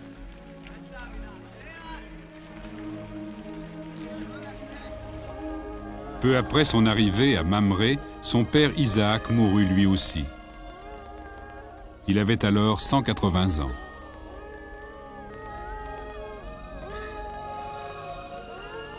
Ésaü et Jacob, ses fils jumeaux, l'enterrèrent. Ils ne devaient plus jamais se revoir. À l'exception des dernières années de son existence, Jacob vécut le reste de ses jours au pays de Canaan. Bien plus tard, le nom donné par Dieu à Jacob devait réapparaître. En 1948, lorsque les Juifs de Palestine proclamèrent leur indépendance, ils nommèrent leur nouvel État en référence à Jacob. Ils l'appelèrent Israël.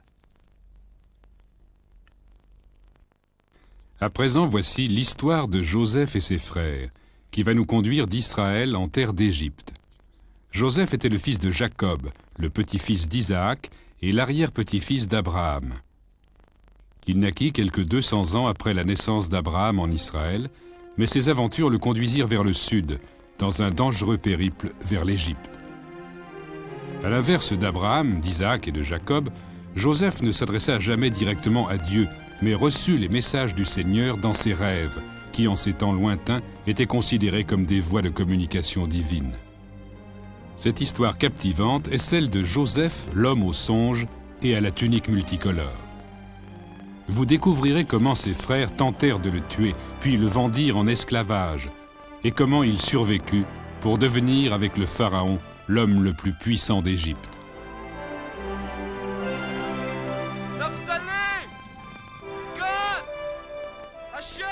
À l'âge de 17 ans, Joseph vivait encore avec son père, Jacob, et ses 11 frères. Jacob avait 12 fils. 6 avec sa première femme Léa, Ruben, Siméon, Lévi, Juda, Issachar et Zabulon. 2 fils avec la servante de Léa, Zilpa, Gad et Asher. Et 2 fils avec Bila, la servante de sa seconde femme Rachel, Dan et Naphtali. Après des années de stérilité, Rachel, le premier amour de Jacob, donna enfin naissance à Joseph, qui devint son favori. Benjamin, son 12e fils, naquit plus tard. Un jour que Joseph revenait des champs, il raconta à son père que ses frères avaient agi de mauvaise manière, ce qui attisa la jalousie de ses frères à son égard. À l'exception de Benjamin, Joseph était détesté de tous ses frères, car il était le favori de Jacob. Pour symboliser son statut de privilégié, son père lui avait fait confectionner une tunique multicolore à manches longues, une tunique princière. Ainsi vêtu, Joseph ne pouvait se livrer aux travaux manuels comme le faisaient ses frères. Eux n'étaient vêtus que de tuniques de toile épaisse et sans manches, pareilles à celles que portaient les bergers. La tunique de Joseph leur rappelait sans cesse que leur père l'aimait davantage, et leur antipathie se changea vite en haine. À travers l'histoire, Joseph est considéré comme l'homme au songe, et les rêves à cette époque biblique revêtaient bien plus de signification que de nos jours. Les gens y voyaient le moyen privilégié par lequel le monde de l'au-delà se manifestait aux humains, une façon pour Dieu de s'adresser aux gens. Cette notion est particulièrement importante dans la vie de Joseph. Un jour qu'il travaillait dans les champs avec ses frères, il fit un rêve. Selon la Genèse, paragraphe 37.6, il raconta à ses frères « Écoutez donc le songe que j'ai eu. Nous étions en train de lier des gerbes en plein champ, quand ma gerbe se dressa et resta debout. Vos gerbes l'entourèrent et se prosternèrent devant elle. Ses frères lui répondirent « Voudrais-tu régner sur nous en roi et nous dominer en maître ?» Ils le haïrent encore davantage pour ses songes et pour ses propos.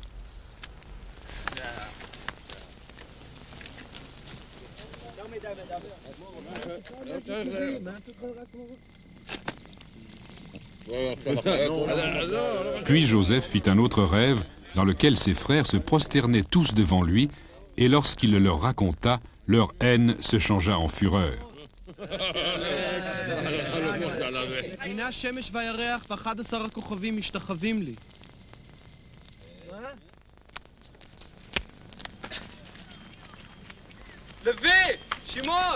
Un matin qu'ils gardaient leur troupeau, ils virent Joseph qui s'approchait dans son élégante tunique. Avant qu'il ne fût près d'eux, ils se dirent « Tuons-le et jetons-le dans une fosse. »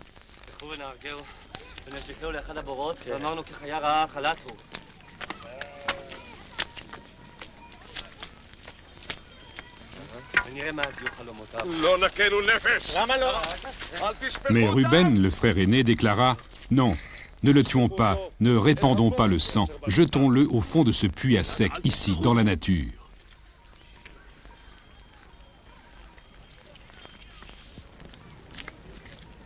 Ruben avait dans l'idée de revenir après le départ de ses frères, de sauver Joseph et de le renvoyer à son père.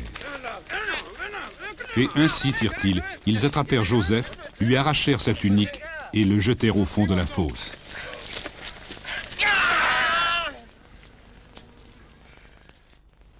Un peu plus tard, alors que Ruben était absent, ils aperçurent une caravane d'Ismaélites qui approchait, et Juda dit à ses frères « Quel profit y aurait-il à tuer notre frère et à cacher son sang? Allons le vendre aux Ismaélites et ne portons pas la main sur lui, car notre frère, c'est notre chair. » Tous acceptèrent, sortirent Joseph du puits et le vendirent aux Ismaélites pour 20 cycles d'argent.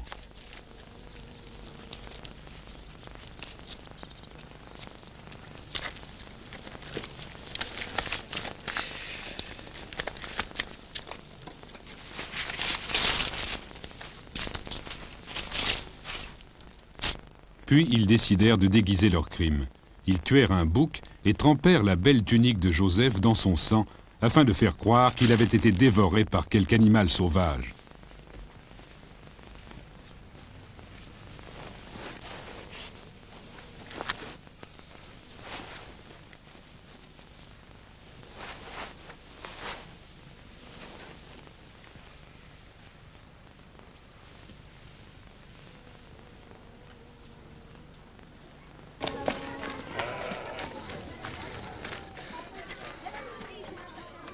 זאת מצאנו.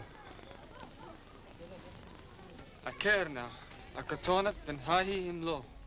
Lorsque les frères rapportèrent la tunique ensanglantée à Jacob, celui-ci fut convaincu que son cher fils avait été dévoré par une bête féroce. Comme le décrit la Bible, Genèse, paragraphe 37-34, alors il déchira ses vêtements, prit la tenue de deuil et pleura son fils pendant de longs jours. Et quand tous ses enfants tentèrent de le réconforter, il refusa de se consoler. Ainsi son père le pleura.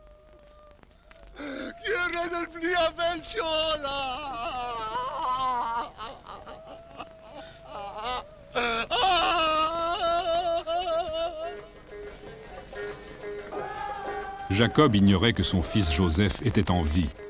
Les Ismaélites l'avaient emmené en Égypte et vendu comme esclave à Potiphar, le capitaine des gardes du Pharaon.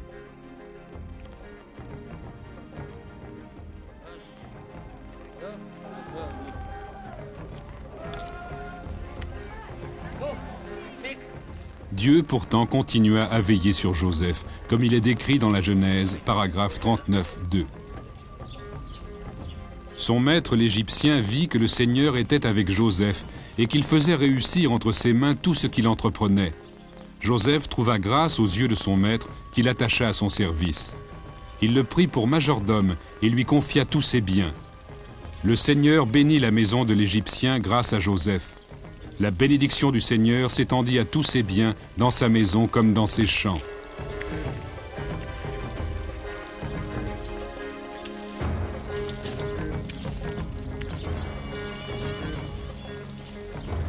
Or, Joseph était très séduisant, et quelque temps plus tard, la femme de son maître leva les yeux sur lui et lui dit « Couche avec moi. » Mais Joseph refusa, et répondit à la femme de son maître « Voici que mon maître m'a près de lui, et ne s'occupe plus de rien dans la maison. Il a remis tous ses biens entre mes mains. Dans cette maison même, il ne m'est pas supérieur, et ne m'a privé de rien, sinon de toi, qui es sa femme. Comment pourrais-je commettre un si grand mal et pécher contre Dieu ?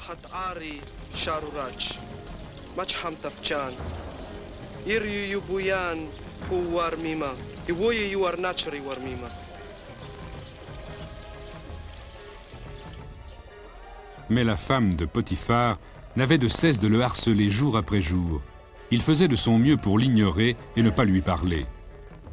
Un jour qu'il se trouvait seul dans la maison à travailler, elle le saisit par son vêtement et lui ordonna une fois encore de coucher avec elle.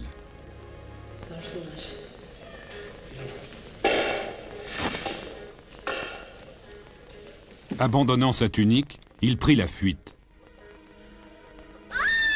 Furieuse et bien déterminée à se venger de Joseph, la femme de Potiphar appela à l'aide. « Cet Hébreu que mon mari nous a amenés a voulu se jouer de nous. Il est venu ici pour abuser de moi, mais j'ai appelé à grands cris. Alors il s'est enfui en abandonnant son vêtement à côté de moi. » Quand Potiphar rentra chez lui, elle lui raconta la même histoire. La colère l'envahit. Il fit appeler ses hommes qui enfermèrent Joseph dans la forteresse où étaient détenus les prisonniers du Pharaon. C'est là que resta Joseph, mais il n'était pas seul. Le Seigneur était avec lui, comme le décrit la Genèse, paragraphe 39-21. Le Seigneur était avec Joseph. Il lui montra sa bonté en lui accordant la faveur du commandant de la forteresse. Le commandant confia à Joseph tous les prisonniers de la forteresse. C'était lui qui dirigeait tous leurs travaux. Le commandant de la forteresse ne s'occupait plus de ce qui était confié à Joseph, car le Seigneur était avec lui et lui faisait réussir tout ce qu'il entreprenait.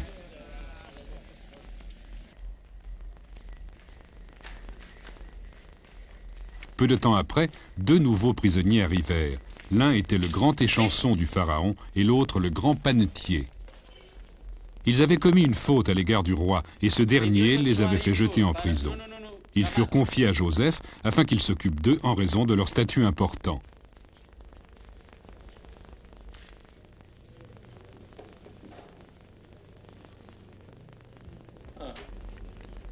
Une nuit, les deux prisonniers firent chacun un rêve troublant, d'autant plus troublant que les songes étaient alors considérés comme des messages de Dieu.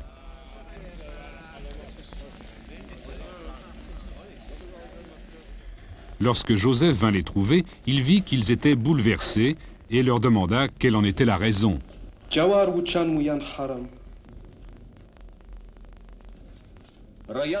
Ils lui racontèrent qu'ils avaient fait un songe, mais qu'il n'y avait personne pour l'interpréter. Joseph leur proposa alors de le faire avec l'aide de Dieu. Le grand échanson lui raconta qu'il avait rêvé d'une vigne à 3 sarments. La vigne bourgeonna, sa fleur s'ouvrit et ses grappes donnèrent des raisins mûrs.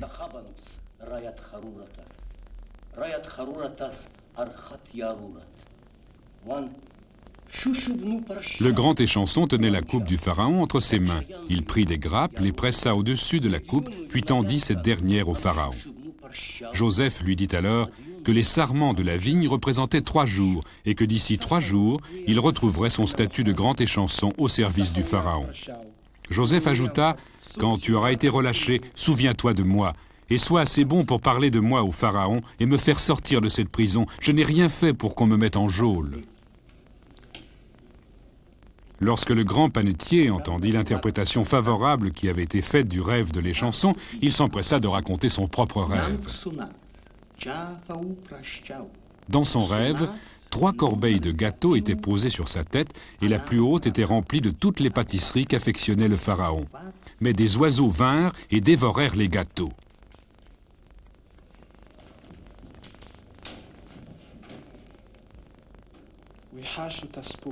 Alors Joseph dit, « En voici l'interprétation. Les 3 corbeilles font 3 jours. Encore 3 jours, et le Pharaon te fera pendre à un arbre, et les oiseaux viendront picorer ta chair. »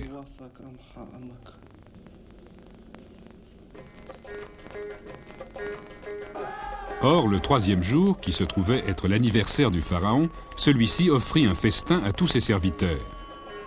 Le grand échanson et le grand panetier furent sortis de prison et se prosternèrent devant lui.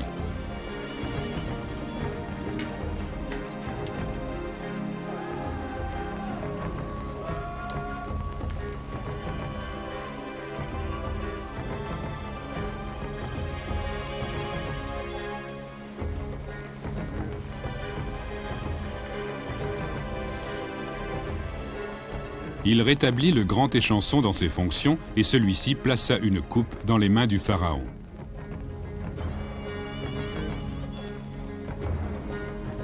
Mais, comme l'avait prédit Joseph, il condamna à mort le grand panetier et les oiseaux se rassemblèrent pour dévorer sa chair.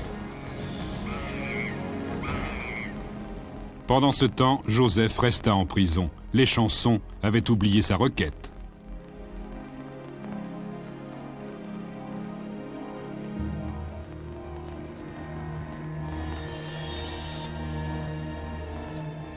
Deux ans plus tard, le Pharaon eut un songe qui le réveilla. Mais il se rendormit.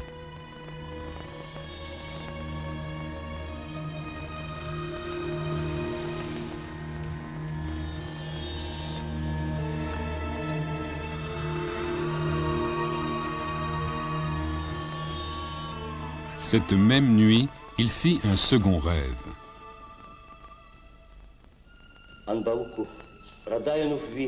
Au matin, les 2 rêves l'avaient tant troublé qu'il envoya chercher tous les prêtres et tous les magiciens d'Égypte afin d'obtenir une explication.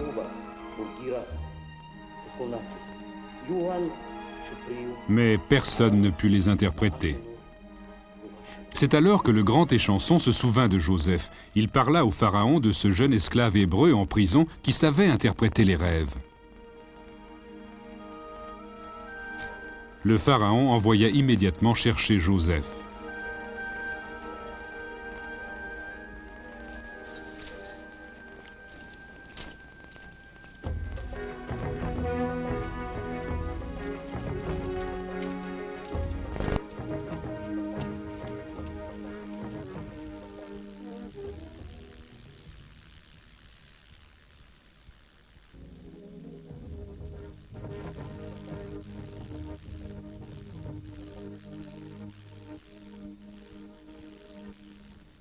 Lorsque Joseph apparut devant lui, le Pharaon lui dit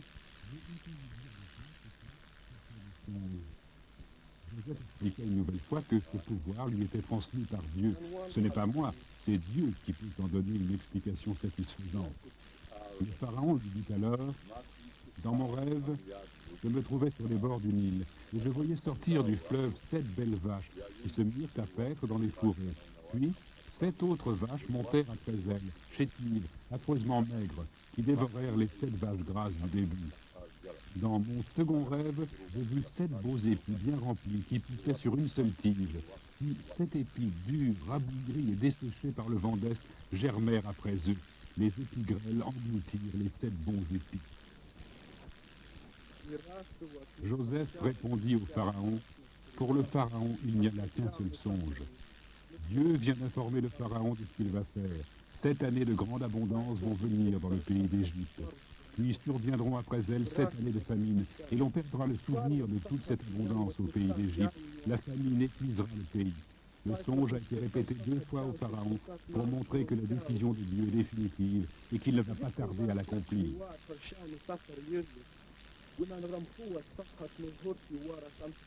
Joseph conseilla au Pharaon de désigner un homme intelligent et sage afin qu'il veille sur les cultures d'Égypte. Cet homme aurait le pouvoir de prélever un 5e des récoltes annuelles durant les 7 années d'abondance et de les stocker afin de les utiliser durant les 7 années de famine. Cette proposition plut au Pharaon et il fut convaincu que Joseph était l'homme idéal pour accomplir cette tâche.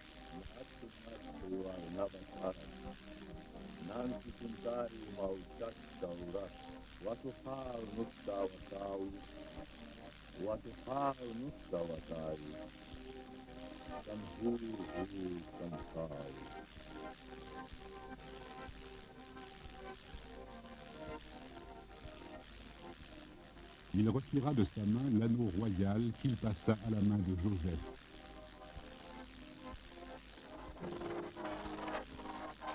Et il lui donna Asenath, fille d'un grand prêtre, pour femme.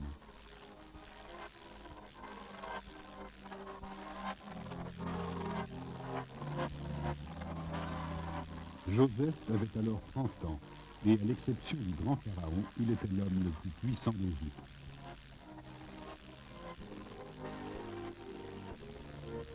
Puis tout se passa exactement ainsi que Joseph l'avait prédit. Pendant les 7 années qui suivirent, le pays produisit à plein, et le froment s'accumula en quantités énormes qui, comme le décrit la Bible, n'étaient plus mesurables, et ce grâce à la clairvoyance et à l'assiduité de Joseph.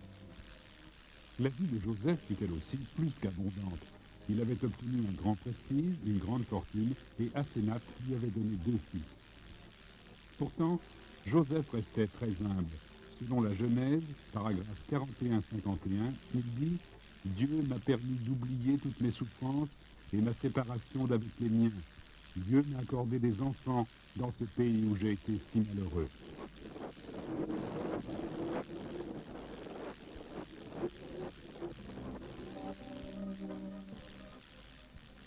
Et puis, comme Joseph l'avait prédit, après 7 années d'abondance, vinrent 7 années de famine, pas seulement en Égypte, mais à travers le monde entier.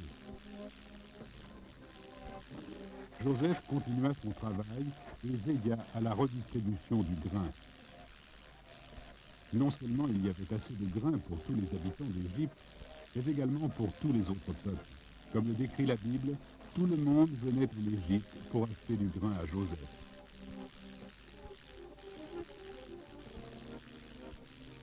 Et même les frères de Joseph.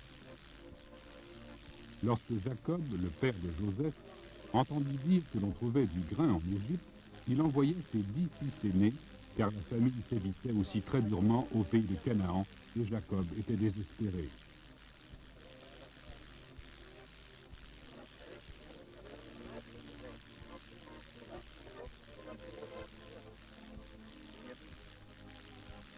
Il garda avec lui Benjamin, son cadet, car il craignait qu'il lui arrive malheur durant le voyage.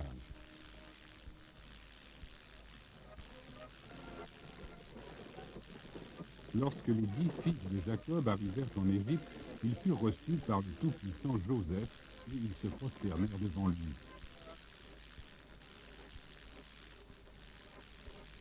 Cette scène confirma le rêve qu'avait fait Joseph bien des années plus tôt. Et eux, bien sûr, ne reconnurent pas en Joseph le frère qu'ils avaient vendu comme esclave. Joseph les reconnut aussitôt, mais ne leur dit rien. Il leur parla durement, les traitant comme des étrangers. Il leur tourna le dos tandis qu'il les suppliait de leur vendre du grain. Il les accusa même d'être des espions, ce qu'ils nièrent avec force. Ils tentèrent de lui expliquer qui ils étaient, que leur vieux père Jacob était resté à Canaan et qu'ils devaient à tout prix rapporter de la nourriture.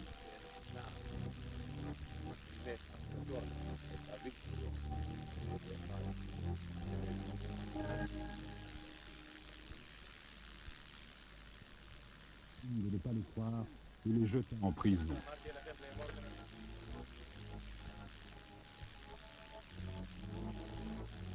3 jours plus tard, estimant qu'ils avaient suffisamment souffert, il alla les trouver et leur proposa un marché. Seriez-vous digne de foi qu'un de vos frères reste prisonnier dans la maison où vous êtes aux arrêts? Vous autres, allez porter du grain à vos maisons affamées, puis amenez-moi votre plus jeune frère. Si vos dires sont vérifiés, vous ne mourrez pas.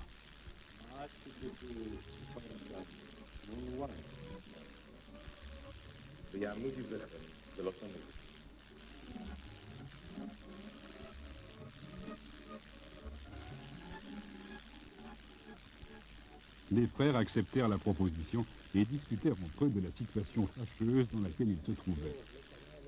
Ils ne se doutaient pas que Joseph comprenait leur langue, car ils s'étaient parlé avec l'aide d'un interprète. Ruben dit à ses frères qu'ils étaient en train de payer le crime qu'ils avaient commis envers leur frère Joseph tant d'années auparavant.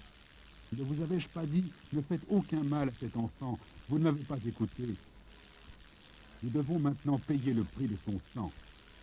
C'en était trop pour Joseph, il s'écarta de ses frères pour pleurer.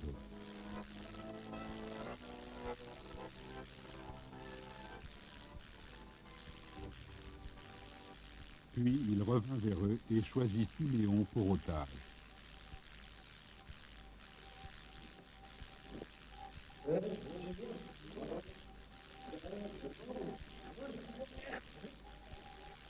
Il fit donner du grain aux autres frères et les renvoya chez eux.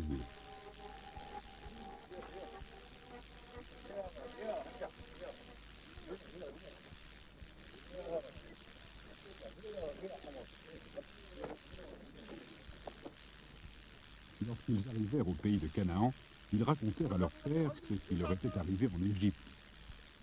Jacob était désespéré.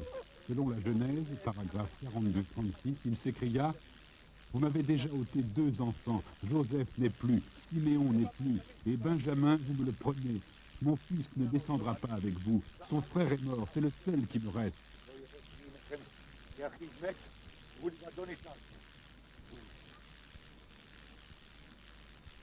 Mais lorsque vint à manquer le grain qu'ils avaient rapporté d'Égypte, et voyant que la famine s'appesantissait sur le pays, le vieux patriarche comprit qu'il n'avait pas le choix. Il fallait retourner chercher du grain en Égypte, et Benjamin devrait accompagner ses frères.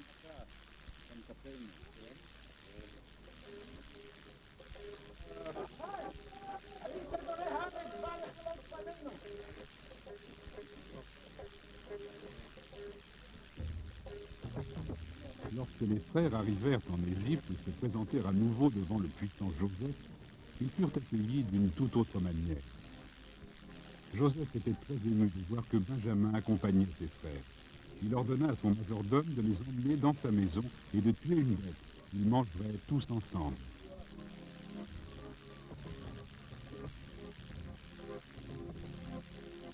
Le majordome emmena les hommes dans la grande maison de Joseph et il sortit Siméon de prison afin de tous les réunir.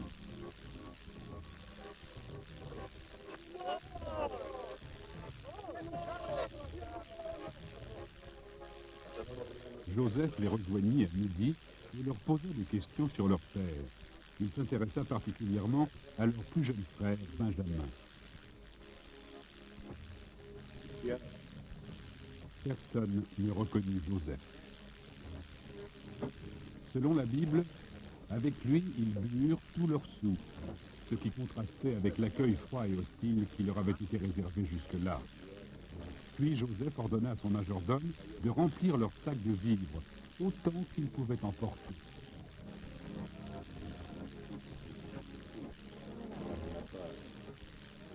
Il prit aussi son propre bol d'argent et dit à son majordome de le glisser secrètement sur le blé, dans le sac de Benjamin.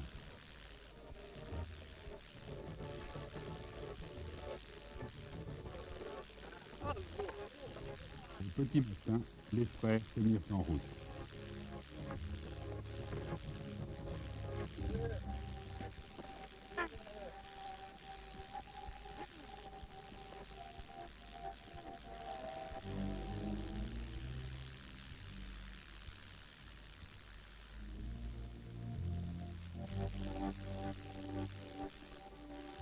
Ils n'avaient parcouru qu'une courte distance lorsqu'ils furent rattrapés par le majordome de Joseph, il les accusa d'avoir volé le bol en argent de son maître. Il leur dit: pourquoi avez-vous rendu le mal pour le bien?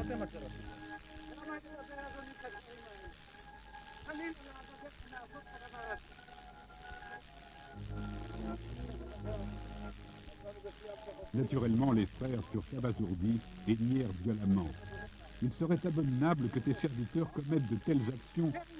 Celui de tes serviteurs chez lequel on trouverait l'objet, qu'il meure, et nous serons les esclaves de mon Seigneur.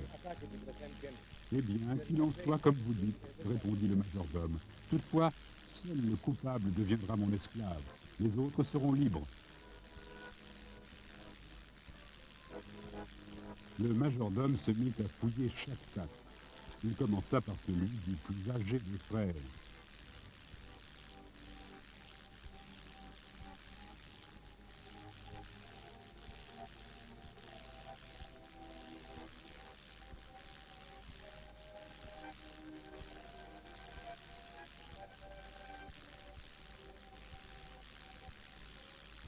Le dernier fut celui.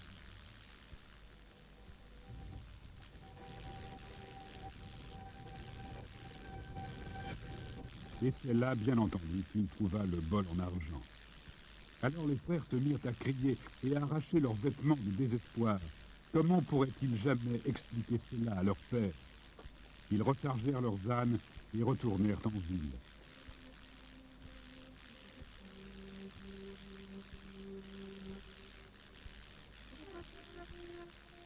Effrayés, ils se tinrent devant Joseph qui leur dit: quel acte avez-vous commis là? Judas fit un pas en avant et implora Joseph, lui parla de son père et de l'amour qu'il portait à son fils Benjamin, le seul enfant qui lui restait dans son grand âge.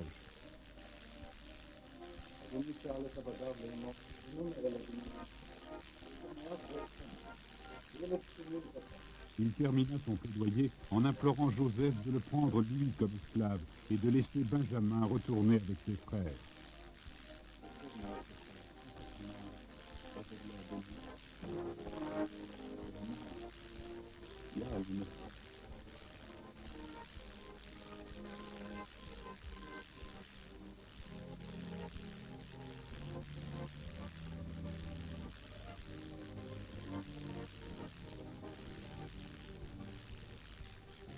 Joseph fut profondément troublé par les paroles de Judas. Il lui fut impossible de garder plus longtemps son secret. Il ordonna à tous les Égyptiens de sortir de la pièce, mais pleura si fort que tous l'entendirent.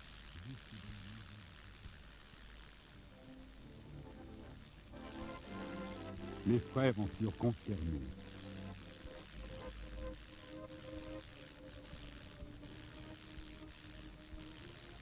Mais Joseph leur dit, avec compassion et compréhension, Genèse, paragraphe 45, 4, c'est moi, Joseph, votre frère, que vous avez vendu en Égypte. Ne vous faites pas de reproches et ne vous tourmentez pas pour m'avoir vendu ici, car c'est Dieu qui m'y a envoyé avant vous pour vous sauver la vie. C'est en effet la seconde année que la famine sévit au cœur du pays, et pendant 5 ans encore, il n'y aura ni labour ni moisson. Dieu m'a envoyé devant vous pour vous constituer les réserves de nourriture dans le pays, vous permettre de vivre et à beaucoup d'entre vous d'en réchapper. Ce n'est donc pas vous qui m'avez envoyé ici, mais Dieu.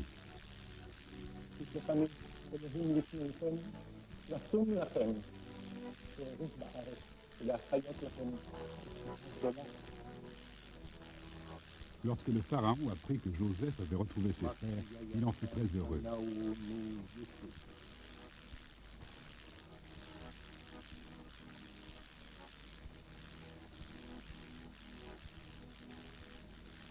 Il dit à Joseph: dis à tes frères de charger leurs bêtes, de gagner le pays de Canaan et d'aller chercher votre père et vos familles pour les amener ici. Je les installerai dans la région la plus prospère d'Égypte, où ils disposeront des meilleurs produits du pays.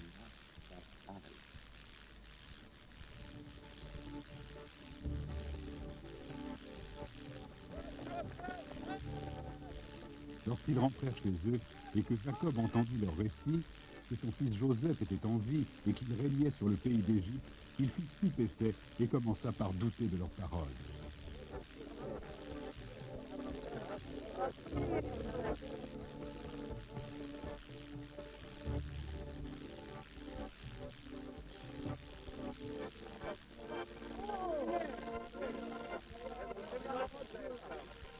Mais lorsqu'il aperçut les chariots que Joseph avait envoyés pour les ramener, il se félicita et dit « Il suffit, mon fils Joseph est encore en vie, je veux aller le revoir avant de mourir. » Alors Jacob se mit en route pour l'Égypte avec 70 membres de sa maison, tous leurs biens et le bétail.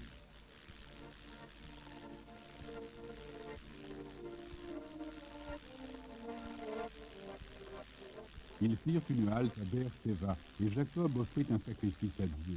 Cette nuit-là, le Seigneur fit une promesse à Jacob, devenue depuis essentielle dans l'histoire des Hébreux. Selon la Genèse, paragraphe 46.2, Dieu dit « Jacob, Jacob, me voici, répondit-il en hébreu. Je suis Dieu, le Dieu de ton père. N'aie pas peur d'aller en Égypte, car je ferai là-bas de toi une grande nation. Je me rendrai avec toi en Égypte, et c'est moi aussi qui t'en ferai revenir. »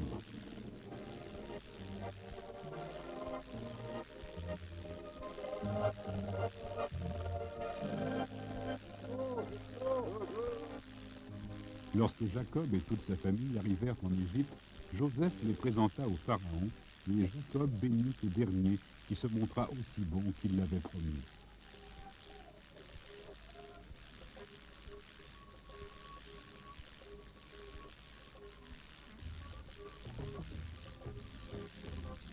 Il dit à Joseph d'installer son père et ses frères dans le pays de Goshen, une région fertile dans le nord-est du delta du Nil, et de veiller à ce qu'il ne manque de rien. Jacob et sa famille vécurent en toute prospérité. Ils furent féconds et se multiplièrent. Et Jacob vécut en Égypte encore 17 ans. Durant ces années-là, Joseph devint encore plus riche et plus puissant. En échangeant du grain contre des terres et des services, il abolit la propriété privée et mit en place une sorte de système féodal qui s'avéra très bénéfique pour les pharaons et pour Joseph lui-même.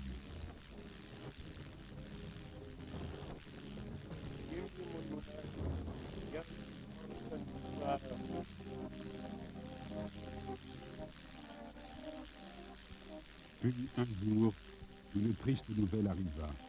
Jacob était mourant.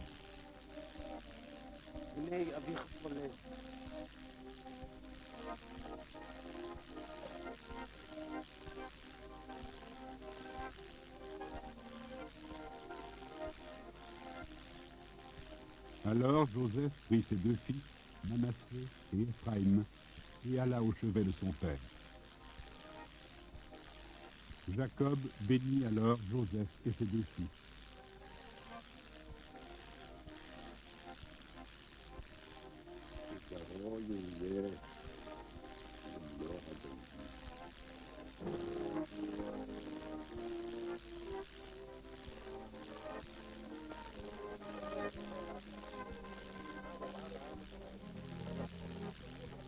Jacob fit ensuite appeler tous ses autres fils et les bénit eux aussi.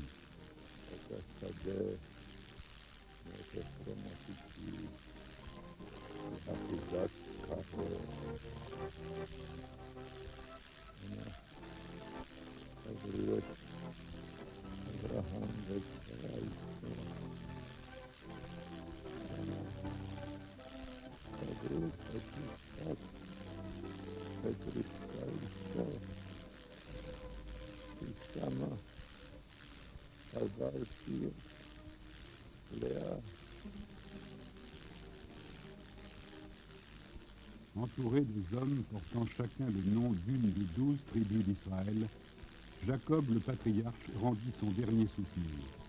Il avait 147 ans.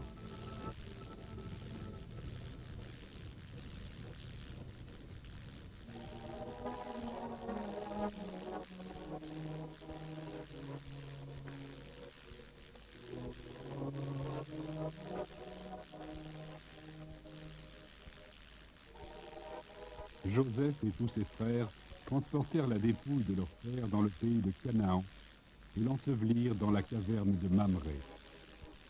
C'est là que Jacob, son père Isaac et son grand-père Abraham reposent en paix pour l'éternité.